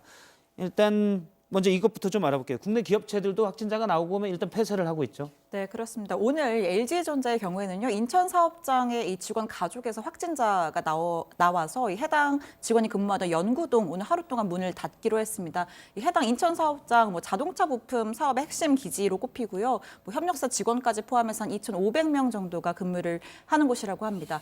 또 이 현대제철 포항 공장도 사무직 직원이 확진 판정을 받아서 사무실을 일부 폐쇄했고, 또 현대자동차 1차 하청업체에서 또 한 직원이 확진 판정을 받아서 오늘까지 공장을 폐쇄했습니다. 자, 역시나 확진자가 나와서 22일부터 폐쇄가 됐었던 삼성전자의 구미 2사업장 오늘 오후 1시 가동을 재개했는데, 그런데 이번에는 이 본사가 위치한 수원 사업장에서도 이후 증상자가 나오면서 현재 이 검사 결과를 또 기다리고 있다고 합니다. 예, 지방자치단체나 기업들에서는 출퇴근 시간을 조정. 그러니까 아무래도 러시아와에는 많은 사람들이 같이 대중교통에 몰리기 때문에 이런 걸 좀 피하려는 움직임도 있다고요. 네, 일단 기업들의 경우에는요, 출근 시간을 좀 늦추거나 재택근무를 하는 것을 권고하고 있다고 합니다. SK이노베이션의 경우에는 출근 시간 오전 11시로 늦췄고, 오늘 확진자가 나온 LG전자의 경우에는 이 대구 지역이나 경북 지역의 출장을 연기하거나 혹은 화상회의로 대체하는 대책을 내놨다고 합니다. 삼성전자는 출근 시간을 1시간 정도 늦추고 외부인은 이 사옥 출입을 사실상 금지하는 조치를 했고요. 그러니까 좀 정리를 해보면 그러니까 출근길에 대중교통을 탈 때 붐비는 시간대를 좀 피해서 한마디로 시차를 두고 출근을 하자는 겁니다. 지자체도 동참을 하고 있는데 서울시는 오늘부터 이 방역 관련 인력과 부서별 필수 인력을 제외하고 70% 이상의 공무원 오전 10시에 출근을 하고 오후 7시에 퇴근을 하도록 했습니다. 이 출퇴근 시간 조정에는 25개 자치구는 물론이고 25개 시 출연기관 등 총 4만 2천 명이 참여할 예정이라고 합니다. 예, 물론 이제 일부에서는 대중교통 말고 지금은 자가용 이용을 권장하는 경우도 있습니다. 하지만 일반 직장인들의 경우 사실은 주차 문제도 있기 때문에 자가용 이용이 꼭 용이한 편은 아니거든요. 네. 교수님, 그 경우 많은 사람들이 모이는 대중교통을 이용할 때는 어떻게 내가 예방을 해야 됩니까? 네, 가장 좀 어렵고 모든 분이 대중교통을 이용을 하시지 않습니까? 특히 우리나라는 지하철을 많이 이용하시죠. 근데 지하철이 밀폐된 공간이고 많은 사람들이 같이 이렇게 붙어 있습니다. 그러다 보니 한 분이 기침을 하시면 그 안에서 비말 감염뿐 아니라 에어로졸 감염이 충분히 될 수 있는 공간이세요. 그래서 지금처럼 이렇게 어렵고 힘든 시기에는 정말 답답하시겠지만 지하철에서는 보건용 마스크를 꼭 착용해 주십시오. 네, 그래서 KF94 정도 되는 걸 쓰셔야 되는데 사실 1시간 이상 쓰면 매우 답답하죠. 그렇지만 지하철을 타시기 전이랑 내린 후에도 좀 착용을 해주시고 그다음 대중교통 이용한 후에는 꼭 손을 깨끗이 씻어주시고 그것 외에는 더 저희가 할 수 있는 그런 예방 수칙은 없다고 생각합니다. 사실 뭐 학교도 가야 되고 학생들은 네, 맞습니다. 직장인들은 출근도 해야 되는 네. 상황이기 때문에 지금 뭐 모든 활동이 중단되고 중지되지 않는 한 또 어쩔 수 없이 해야 되는 일이어서 일단 마스크와 손 씻기가 이제 가장 필수 불가결하게 내가 할 수 있는 조치들이군요. 너무 겁내지 마시고 일상생활을 하시고요. 그리고 운동도 하시고 지금 모든 국민이 똑같은 상황이거든요. 저도 마찬가지고 어디서 감염이 될지 모르지만 너무 두려움을 갖지 마시고 일상생활을 하시면서 만일에 증상이 생기면 건강하신 분들은 대부분 다 이겨내실 수가 있어요. 단지 이제 연령이 높고 기저질환이 있는 분들한테 문제가 되기 때문에 그런 분들께서는 최대한 외부 출입을 자제를 해주시는 게 필요할 것 같습니다. 알겠습니다. 사실 정부가 이제 다음 주죠. 3월 2일 날 원래 계약하던 유치원과 초중고의 계약을 일주일 연기했습니다. 일부에서 또 나오는 물론 방역이 중요해서 연기를 했는데 맞벌이 부부들은 그럼 우리는 어떻게 하냐라는 얘기도 나오고 있습니다. 관련된 대책이 좀 있습니까? 네, 교육부가요, 이 맞벌이 부부의 자녀 등을 위해서 유치원과 이 초등학교에서의 돌봄 교실 그대로 운영하겠다라고 밝혔습니다. 이날부터 26일까지 긴급 돌봄 수요 조사를 일단 실시를 하고요. 이 긴급 돌봄, 이 기존의 재학생뿐만이 아니라 오는 3월에 입학을 앞둔 유치원이나 초등학교 입학 예정인 학생들도 신청을 할 수 있다고 하니까 참고하시고요. 이 교육부 관계자들, 기존의 돌봄 전담사만으로는 힘든 측면이 있어서 유치원과 초등학교의 일반 교사들도 이 긴급 돌봄에 참여할 것으로 예상하고 있다고 밝혔습니다. 예, 앞서 이제 대중교통을 이용할 때 또는 결혼식장이나 상가 등 많은 사람들이 있는 곳을 할 때 마스크가 필수라고 했는데 사실 지금 마스크 구하기가 쉽지 않은 형편입니다. 어렵습니다. 저도 못 구했습니다. 예, 저희 집도 뭐 1인당 3장씩만 파는 것이어서 가족들이 돌아가면서 구해야 되는 이런 상황이 됐는데요. 그 부분은 좀 뒤에 또 얘기를 해보도록 하고요. 일단 코로나19가 지금 국내에서는 그 지역사회 감염의 초기, 그러니까 지역사회 확산의 초기 단계로 정부에서는 규정을 하고 있습니다. 그러면 이미 확산돼 있었던 중국은 어떤지 좀 알아보도록 하겠습니다. 조희신 기자, 일단 통계적으로는 그러니까 수치로는 중국은 확진자 수가 좀 안정세를 보이고 있죠. 네, 중국 후베이성을 제외하고는 안정세로 돌아섰다는 평가입니다. 중국 정부가 발표한 자료에 따르면 23일 하루 동안 후베이성을 제외한 나머지 지역에서 신규 확진자 수는 11명이었습니다. 21일엔 31명, 22일엔 18명이었는데요. 신규 확진자 수가 줄어들고 있는 겁니다. 다만 여전히 중국 측 발표에 대해서는 신뢰성에 좀 의문이 제기되고 있는데요. 지난 일주일 사이에 3차례나 확진 기준을 바꿨습니다.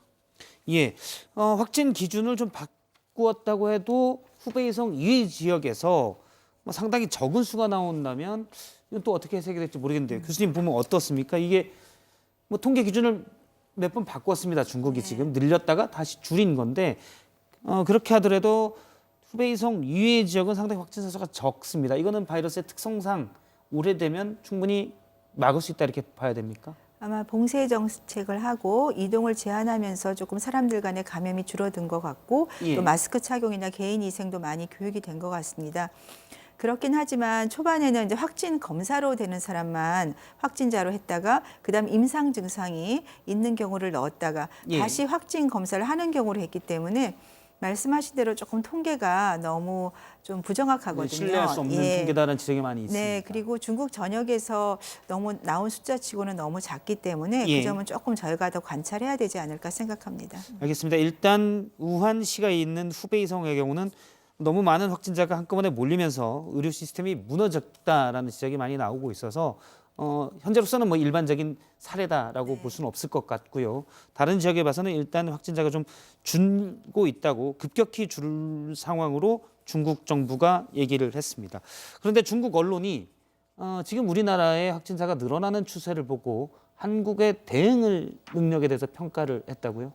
네, 중국 환구시보가 일부 국가의 바이러스 대응을 지적을 하면서 우리나라와 일본, 이란, 이탈리아 이렇게 네 나라의 대응이 좀 불안하다 이렇게 지적을 했습니다. 신문은 우리나라의 개학 연기 소식 등을 전하면서 통제 조치가 불충분할 수 있다 이렇게 지적을 했습니다. 그러면서 환구시보 총편집인은 자신의 트위터에 중국인들이 보기에 한국 상황이 매우 심각해 보인다. 한국의 대응이 느리다 이렇게 꼬집었습니다. 예. 따로 뭐 평가는 하지 않겠습니다. 일본의 상황도 좀 보도록 하죠. 일본은 사실 그 크루즈선에서 많은 확진자가 나왔었는데요. 네, 일본의 코로나19 확진자 수는 800명을 돌파를 했습니다. 크루즈선 승무원 55명과 승객 2명이 확진 판정을 받았습니다. 크루즈선에서 사망자 1명도 나왔는데요. 누적 사망자 숫자는 4명으로 늘은 상태입니다.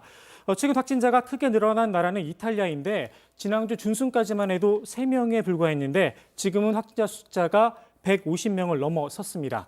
누적 사망자도 3명으로 늘었습니다. 특히 이탈리아 북부에서 발생한 확진자들은 감염 경로가 오리무중인 상태입니다. 이탈리아 정부는 12개 도시에 대해서 봉쇄령을 내린 상태입니다. 예, 이탈리아가 빠르게 확진자가 늘었기 때문에 우리나라 같은 집단 감염 사례가 있지 않았을까라고 추정을 해볼 수 있을 것 같습니다. 우리나라의 확진자 수가 늘면서 해외에서 우리나라를 보는 눈도 달라지고 있습니다. 지금 여러 개의 나라가 입국 제한 조치를 하고 있고요. 특히 사례가 일단 이스라엘에 이어서 한국인의 입국을 금지하는 국가가 꽤 늘고 있죠. 네, 외교부의 집계에 따르면 현재 한국인의 입국을 금지하거나 또 제한하는 국가 15개로 늘어난 상황이라고 합니다. 한국인 입국 원천적으로 막는 곳은 6개 국가인데 이스라엘이 어제 한국에서 온 항공편을 돌려보낸 데 이어서 한국에서 오는 모든 외국인의 입국까지 전면 금지 조치했습니다. 또 바레인과 요르단도 14일 이내에 한국을 방문한 외국인의 입국, 또 키리바시와 사모아, 미국령 사모아도 한국에서의 입국을 막고 있습니다.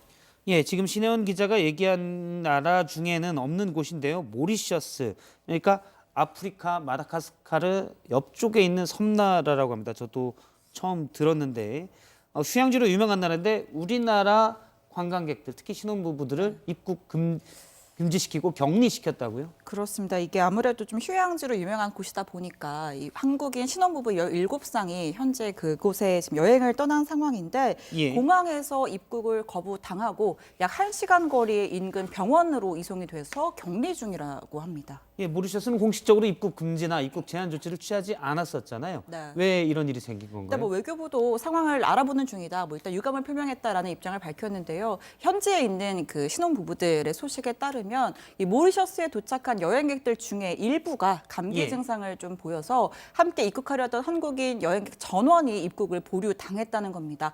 모리셔스 당국은 진찰 결과 문제가 없을 경우에 전원은 입국을 허가할 것이다라는 입장을 밝혔는데 현지에 머물고 있는 부부들의 뭐 SNS나 혹은 저희가 또 직접 또 연락을 했는데 예. 검사 후에 문제가 없으면 이제 보내주겠다라고 했지만 아직까지도 계속해서 이 격리 되어 있다. 뭐 병원이라고 하는 곳으로 가서 검사를 받으라고 했지만 실제로 병원이라고 볼 수 없는 시설에 격리가 되어 있다. 이런 현장의 상황을 전해 오기도 했습니다. 저희 제작진이 현지에 있는 한 여행객과 통화를 했는데요. 직접 한번 들어보시죠. 갑자기 한국인들 딱 모아가지고 처음에는 의사 검진 받고 들어간다고 하더니 갑자기 이제 격리를 당하거나 돌아가거나 선택하라는 식으로 말을 하다가 병원이 아니고 보이스카우트나 이런 사람들 캠핑하는 유스 호스텔 같은 곳에 격리를 시켜놓은 상황이에요, 지금.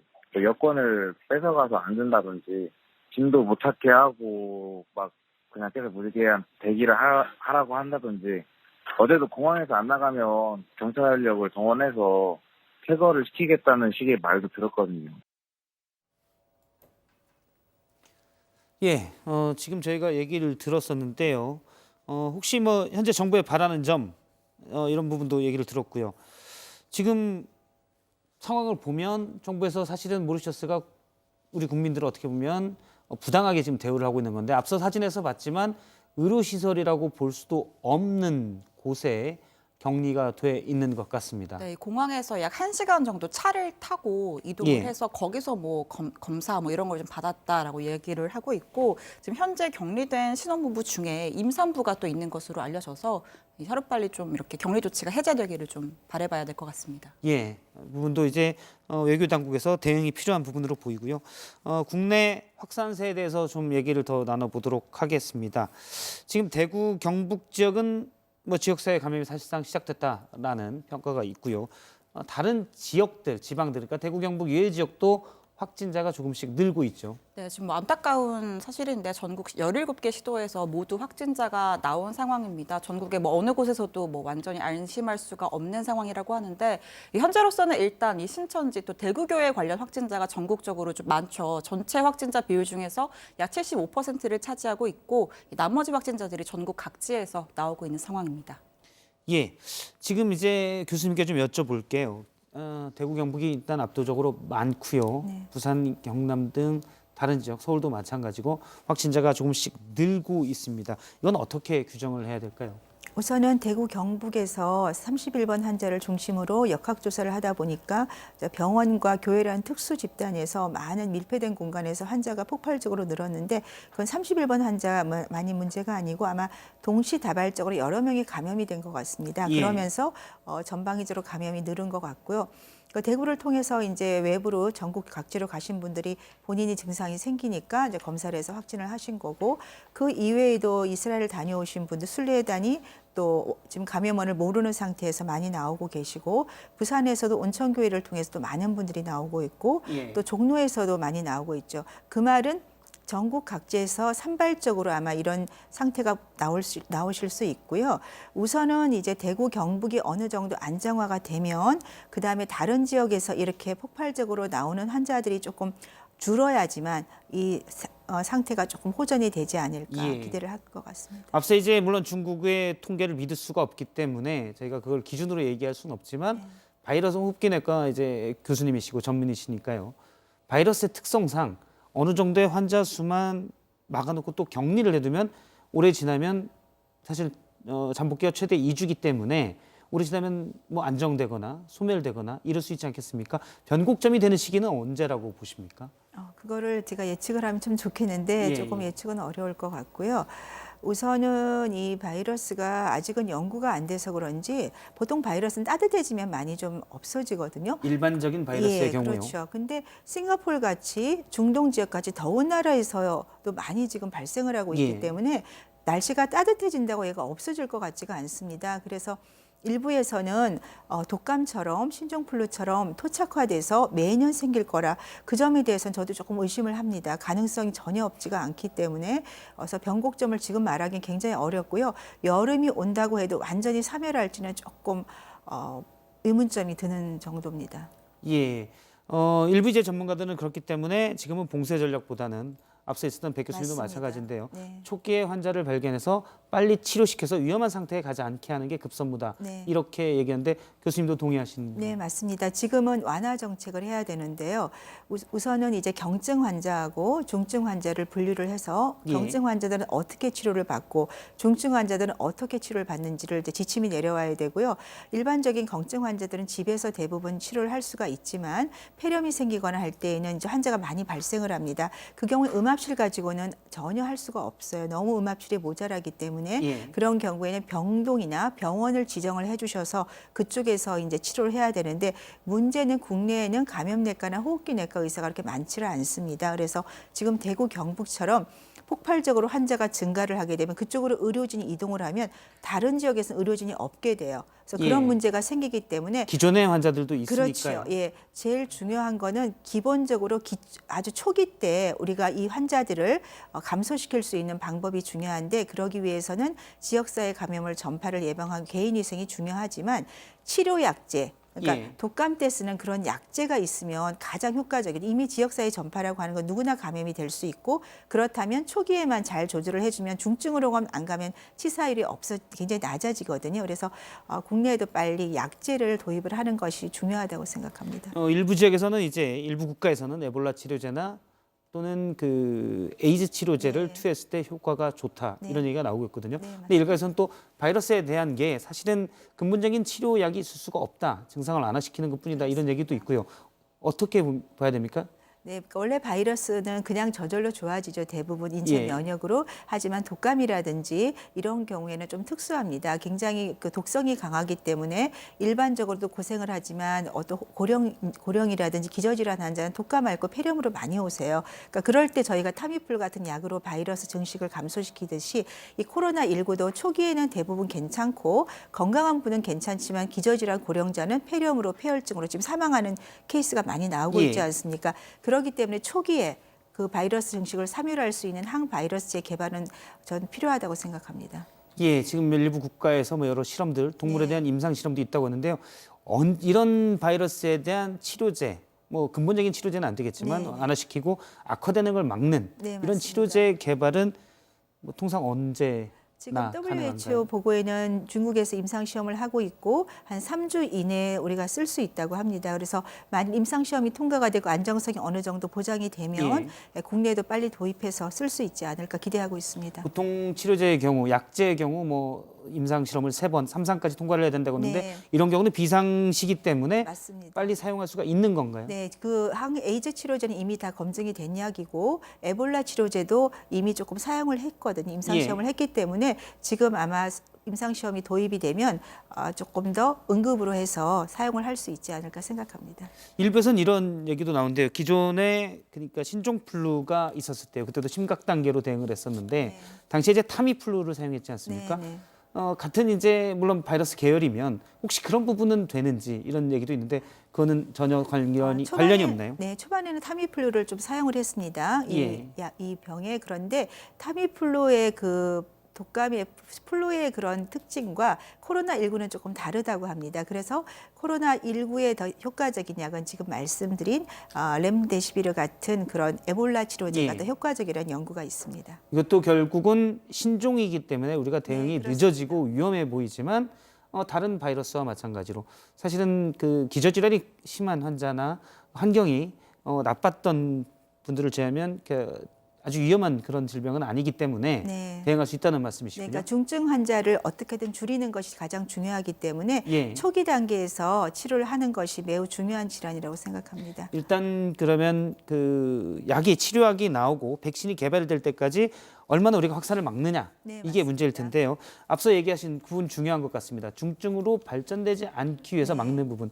근데 이러기 위해서는 사실 의료진과 의료시설의 여력이 중요한데 자 대구 경북의 확진자가 계속 늘고 있고요. 청도의 대남병원에서는 중증 환자도 있습니다. 의료시설의 여력은 지역에 충분한가요? 일단 이 전국에 있는 음압병상의 숫자가요, 1,027개입니다. 이 중에 국가 지정 음압병상은 198개, 그러니까 19%에 불과한 상황인데 현재 이 대구와 경북은 물론 이 부산, 충북, 강원도의 이 국가 지정 음압병상 가동률 거의 100%입니다. 또 충남이나 서울, 경남, 광주의 경우에도 다 75% 이상, 그러니까 4분의 3 이상이 꽉 찬 상태여서 일각에서는 확산세가 유지가 된다면 병상이 좀 모자랄 수도 있는 거 아니냐 이런 우려도 나오는 상황입니다.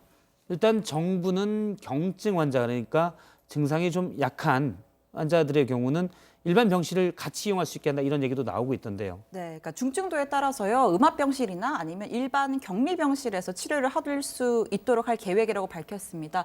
또 환자가 꾸준히 늘 것으로 보고 이 병원이나 이 병동 전체를 비워서 이 병실을 확보하는 감염병 전담병원을 지정해서 뭐 대구 지역에서 약 1000여 개의 병상을 추가로 확보한다는 방침인데요. 조금 전에 이 중수본에서 추가적으로 설명을 했는데 현재 이 대구 지역의 대구 의료원과 대구 동산병원에 현재 입원 가능한 병상이 약 377, 227병상 총 한 600여 병상 정도가 추가로 확보가 된 상황이라고 합니다. 뭐 감염병 전문 병원을 추가로 지정한다면 아무래도 또 격리가 가능한 병실의 숫자는 더더욱 늘어날 것으로 보이고요. 또 중수본은 이 이동형 음압기를 확보해서 음압 병상을 늘리는 방안도 실시하고 있다라고 밝혔습니다. 예, 지금 이제 대구 경북 권영진 시장이 매일 아침 브리핑하는 내용 중에 중요한 부분입니다. 시설이 부족하고 의료진도 부족하다. 현재의 경우 이제 병실을 여러 명이 같이 쓸 수도 있는 그러니까 경증의 확진자들을 같이 쓸 수 있도록 하는 방안도 하고 있는데요. 중국의 경우 저희가 체육관 사진들이 있었죠. 여러 병상이 있었고 확진자들이 그냥 그 병상에 누워만 있어야 되는 그런 시설도 받기 때문에 오히려 더 위험하다는 이미지가 있거든요. 어떻습니까? 우선은 지금 그 코호트 격리를 하고 있는 병원이 있지 않습니까? 그 병원도 같은 동일 집단을 지금 격리해서 치료를 하고 있죠. 그런 개념으로 한 개의 병동이나 한 개의 병원을 완전히 그런 경증은 아니고 폐렴 증상 있는 분들을 같이 치료를 하는 거죠. 물론 그때에는 반드시 의료진에 대한 보호가 굉장히 중요합니다. 의료진이 감염되지 않게 하는 전제하에 치료를 할 수가 있고 그리고 이제 중증 환자들에 한해서만 음압 격리실이라든지 중환자실을 이용하는 그런 체계로 가는 것이 맞을 것 같습니다. 예, 지금은 환자가 너무 확진자가 많아지고 있기 때문에 어쩔 수 없는 상황이라는 거군요. 그래도 충분히 치료가 경미한 환자들이 가는 건 막을 수가 있나요? 현재 우리의 의료 시설과 여력으로? 경미한 경우는 대부분 집에서 이제 조금 자가격리식으로 치료를 하시면 될 것 같고요. 지금은 이제 대구 경북에서 한해서 많이 나오고 있어서 지금은 어느 정도 조절을 할 수가 있을 것 같은데 만일에 전국 각지에서 이런 식으로 폭발적으로 환자가 는다면은 각 지역에서 격리 병상이나 그런 게 충분하지 않을 경우에는 병동이나 병원을 지정해서 그 병원에서 완전히 코로나19 환자만 치료하는 식으로 지정을 해야 될 것 같습니다. 예, 일단 그런 상황을 가정하다기보다는 미리 준비를 해서 정부에서도 각 지역별로 대비를 해서 어떤 병원이 그렇게 지정될 수 있고 대처는 어떻게 이런 조치들이 필요하겠군요. 실제 이루어지고 있습니까? 네, 지금 이제 각 지역별로 이제 안심병원이랑 지정병원을 지금 지정해 주는 걸로 알고 있습니다. 네. 알겠습니다. 앞서 이제 교수님 말씀 중에 호흡기 전문의도 부족하고 우리나라가 감염내과의 전문의도 많지 않기 때문에 지금 늘어난 확진자를 다 감당할 의료진이 부족하다고 하는데 혹시 이제 같은 교수님들끼리 전공이 같으니까요. 이런 부분들에 대한 얘기를 좀 하십니까? 네, 우선은 한 분이 이제 만일에 감염에 접촉을 했거나 감염이 되면 대부분 같이 생활을 하시거든요, 의료진은요. 그럼 같이 격리가 되세요. 그러면 환자를 치료할 사람이 없죠. 왜냐하면 분야도 다르기 때문에 전문성도 좀 떨어지지만 문제는 남아있는 의료진들의 피로도가 누적이 되면서 같이 감염이 될 수 있고 중국이 지금 그런 상황이지 않습니까? 그래서 최대한 의료진에 대한 보호도 필요하기 때문에 그런 정부에서 좀 제대로 된 지침이 내려와야 의료진들도 혼란을 겪지 않고 치료를 할 수 있을 것 같습니다. 예, 알겠습니다. 그러면 앞서 이제 잠깐 얘기를 했었던 마스크 문제를 얘기를 해보도록 하겠습니다.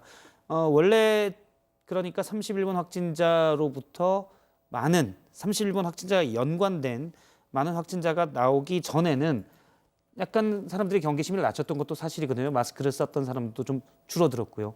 하지만 지금은 훨씬 더 필요해졌습니다. 그래서 구하기가 더 어렵다 이런 얘기가 많이 있습니다. 네, 마스크가 있긴 있습니다. 문제는 가격이 너무 비싸다는 겁니다. 정부에서 매점 그 단속을 할 때는 조금 주춤하다가 최근에 다시 급격하게 또 가격이 올랐습니다. 사재기 등 일부 상인들의 잘못된 상온도 문제지만 마스크 물량 자체가 부족한 거 아니냐 이런 지적이 나옵니다. 앞서 이제 우리나라의 마스크 생산 능력이 하루 1000만 장 정도라고 하지 않았습니까? 그러면 일단 뭐 단순하게 생각하면 다 쓸 수 있지 않을까라는 생각도 드는데요. 일단 하루 1,000만 장이 제대로 생산되지 못하고 있는 상황입니다. 마스크를 만들 때 가장 중요한 원자재가 필터인데 많은 양을 중국에서 수입해 왔었습니다. 그런데 코로나 사태로 중국 공장이 제대로 가동이 안 되면서 이 원자재가 떨어져 버린 겁니다. 국내에서 생산되는 종류가 다른 필터로 대체가 가능하긴 한데 이것도 인증이 좀 필요하다고 합니다. 예, 그렇군요. 일단 거기에 있는 부자재, 원자재 등의 문제가 있다. 그런데 이제 다른 생산 시설을 좀 돌린다거나 이 원부자재도 국내에서 생산할 수 있는 방법 등은 좀 없을까요? 정부에서 좀 기계를 좀 도입을 해주고 그리고 한시적으로 생산할 수 있도록 지원을 해준다면 가능하지 않을까 싶은데요. 아직 구체적인 움직임은 없는 것 같습니다. 예, 1,000만 장을 만약 생산한다. 그러면 어떻게 문제가 해결이 됩니까? 일단 정부가 1,000만 장을 생산한다고 하더라도 집단 감염 우려가 커지면서 요즘 웬만한 관공서나 회사에 들어가기 좀 어려운 상황입니다. 예. 소상공인들도 지금 마스크가 필수인 상황인데 우리나라 경제활동 인구가 지금 2,500만 명을 넘고 있습니다. 이거 마스크 한 장을 한 이틀 반 정도를 나눠 써야지, 한 장 가지고 써야지 이게 물량이 맞는 상황입니다. 게다가 요즘에 사망자 숫자가 크게 늘고 있는데 대부분이 이제 노약자분들입니다. 건강을 위해서는 또 마스크가 필요합니다. 한 주 미루긴 했지만 계약을 하게 되면 학생들도 또 마스크를 써야 하는 상황입니다. 사실 1,000만 장이면 이렇게도 볼 수 있습니다. 지금 5천만 중에 대부분이 마스크가 필요한 상황이기 때문에 어떻게 보면 여력도 부족한데 문제는 전 세계가 상황이 같다는 거죠. 네, 교수님 어떻습니까? 이렇게 실질적으로 마스크를 다 쓰라고 하는데 마스크를 구하기가 힘듭니다. 그리고 현재로서는 매일 하루에 하나씩을 쓸 수 있는 상황도 아니고요. 차선책이랄까요? 어떻게 해야 될 게 있습니까? 네, 저도 온라인으로 주문을 했는데 예. 한 번도 성공을 못했습니다. 예. 그래서 매일 갈기가 정말 어렵죠, 현실적으로는. 그렇기 때문에 마스크를 이제 내가 접촉자 감염이 됐을 확률을 지금 사실은 잘 모르죠. 예. 하지만 지금은 할 수 없이 마스크를 하루에 한 장 쓰기는 어렵기 때문에 사용하신 후에는 끈을 묶어서 끈으로 이렇게 그 봉투를 버리지 마시고 거기에 넣었다가 다시 다음 날 좀 사용을 할 수 있습니다. 근데 문제는 아무래도 이렇게 만지시게 될 거예요. 예. 그러면 만지고 나면 반드시 손을 씻어 주시고 그렇게 해서 하루에 2, 3일에 한 번 정도 그런 식으로라도 써야 될 것 같고 그것을 떠나서 우선 하여튼 국가에서 최대한 좀 빨리 마스크를 자유롭게 살 수 있게 좀 해주시면 감사하겠습니다. 생산 능력을 지금으로서는 단기간에 최대한 네. 늘릴 수밖에 없는 상황이고요. 네, 알겠습니다. 며칠까지 만약에 재사용을 한다면 며칠까지 혹시 쓸 수가 있습니까? 물론 상황에 따라 다르겠지만. 네, 그걸 제 개인적으로 감염이 된 걸 알 수가 없기 때문에 예. 매일 하나씩 쓰는 게 가장 안전하겠지만 이게 미세먼지가 아니기 때문에 필터가 손상이 되지 않으면 한 3, 4일 정도까지는 안전하게 쓸 수만 있으면 사용이 가능할 것 같습니다. 예, 이게 오래 사용하면 그 안에 있는 필터가 손상이 돼서 그렇죠. 이게 아무래도 습기가 차기 때문에 예. 침도 묻고 해서 사실은 박테리아 감염이나 안정성에서도 많이 떨어지긴 합니다. 최대한 자주 바꾸는 게 좋습니다. 가능하다면. 예, 알겠습니다. 그러면 여기에서 조금 전에 들어온 뉴스 하나를 또 보도록 하겠습니다. 잠깐 앞서 소개를 했었는데 주한미군 가족이 확진자라는데 좀 더 자세한 얘기가 나왔죠? 네, 주한미군 관련된 인원이 코로나19 확진 판정을 받은 거 첫 사례인데요. 주한미군이 공식 홈페이지에 관련 공지사항을 올렸습니다. 대구에 사는 주한미군의 가족이 코로나19 검사에서 양성 반응이 나왔다고 한국의 질병관리본부로부터 통보를 받았다라면서 이 장병들과 시설에 대한, 그러니까 주한미군 장병들과 시설에 대한 위험 단계를 중간에서 높음으로 격상했다고 밝혔습니다. 지금 확진자 가족 확진자로 나온 여성이 61세 여성인데요. 예. 2월께에 대구 그 기지 안에 있는 캠프 워크 등을 방문을 해서 이 캠프 내에 있는 접촉자가 좀 있는 상황으로 보입니다. 그래서 확진자가 늘어날 가능성이 완전히 배제할 수는 없는 상황인데 현재 한국질병관리본부와 주한미군이 함께 역학 조사를 진행 중이라고 합니다. 예, 교수님 저희가 그러니까 면역력이 약한 사람들에게 코로나19가 특히 위험하고 그렇지 않은 분들에게는 현재까지 상황으로서는 그렇게 위험하진 않았다라는 건데요. 봄이 되면 사실 걱정되는 부분이 또 하나 황사입니다. 황사는 또 호흡기가 약한 분들에게 위험하지 않았습니까? 네, 그러면 사실 겹치면 더 면역력이 안 좋은 분들에게는 더 위험한 상황이 될 수도 있을 것 같아서요. 네. 이제 미세먼지가 많은 황사철이 되면 저는 환자들한테 호흡기 환자한테 가능한 외출을 자제하라고 말씀을 드립니다. 예. 그리고 이제 병원을 오실 때는 오셔야 되기 때문에 그때는 꼭 보건용 마스크를 착용하라고 말씀을 드리기 때문에 지금 같은 시기에는 코로나19하고 그다음에 황사 미세먼지까지 같이 겹친다면 특히 호흡기 질환 환자나 심혈관 질환 환자는 매우 치명적이 될 수가 있습니다. 그러니까 최대한 다중시설 이용이나 외출을 자제하시고 증상이 생길 때는 가능한 한 빨리 진료를 보시기를 권해드립니다. 예, 알겠습니다. 그러니까 이제 몇 가지 얘기를 더 짚어봤고요. 조금 더 마지막으로 하나 좀 여쭤볼 게 전 세계적으로도 지금 앞서 이제 이탈리아의 경우에 일주일 만에 급작스럽게 많이 늘었거든요. 다른 나라도 몇 개 그런 이란에서는 이제 사망자가 많이 나오기도 하고요. 왜냐면 지금 다른 나라랑도 다 교류들이 있는 상황이기 때문에 이게 쉽게 그러면 세계적으로 못 잡는다면 우리나라만 잡아도 다시 또 될 수가 있잖아요. 어떻습니까? 그렇죠. 교류를 안 할 수가 없기 때문에 그런데 이제 시기가 거의 비슷하게 지금 발생을 하고 있습니다. 그래서 중국이 좀 안정화되면 국내나 외국에서도 분명히 그 시기가 거의 비슷하게 좀 안정화될 거라고 생각하지만 이게 다른 그 코로나 사스나 메르스와 달리 그 바이러스의 특징, 감기 바이러스 특징을 굉장히 많이 갖고 있는 것 같습니다. 그래서 전파력이 무척 빨라서 이런 사스 메르스보다 훨씬 높거든요. 그래서 아마 토착화될 가능성이 높아서 이게 어느 시기가 되면 사멸을 했다가 또 내년에 생기거나 이런 경향이 좀 많을 것 같아서 하여튼 제일 중요한 거는 치료약제가 빨리 개발이 되고 백신이 개발이 되는 것이 제일 좋은 안정 치료법이라고 생각합니다. 예, 알겠습니다. 일단 백신과 치료제가 개발이 되는 게 급선무고 전파력이 너무 빠르기 때문에 특히 이제 무증상 상태에서 전염된다는 것이 특히 위험한 것 같습니다. 그러니까 건강하신 분들이 많이 전염을 시킬 수가 있는 거죠. 그렇죠. 알겠습니다. 여기까지 듣겠습니다. 이대목동병원의 천은미 교수님이었습니다. 고맙습니다. 감사합니다. 예, 오늘 뉴스특보 3부 준비한 시간은 여기까지입니다. 계속해서 특집 뉴스룸에서 코로나19 바이러스에 관련된 소식 계속 전해드리도록 하겠습니다. 시청해주신 여러분 고맙습니다.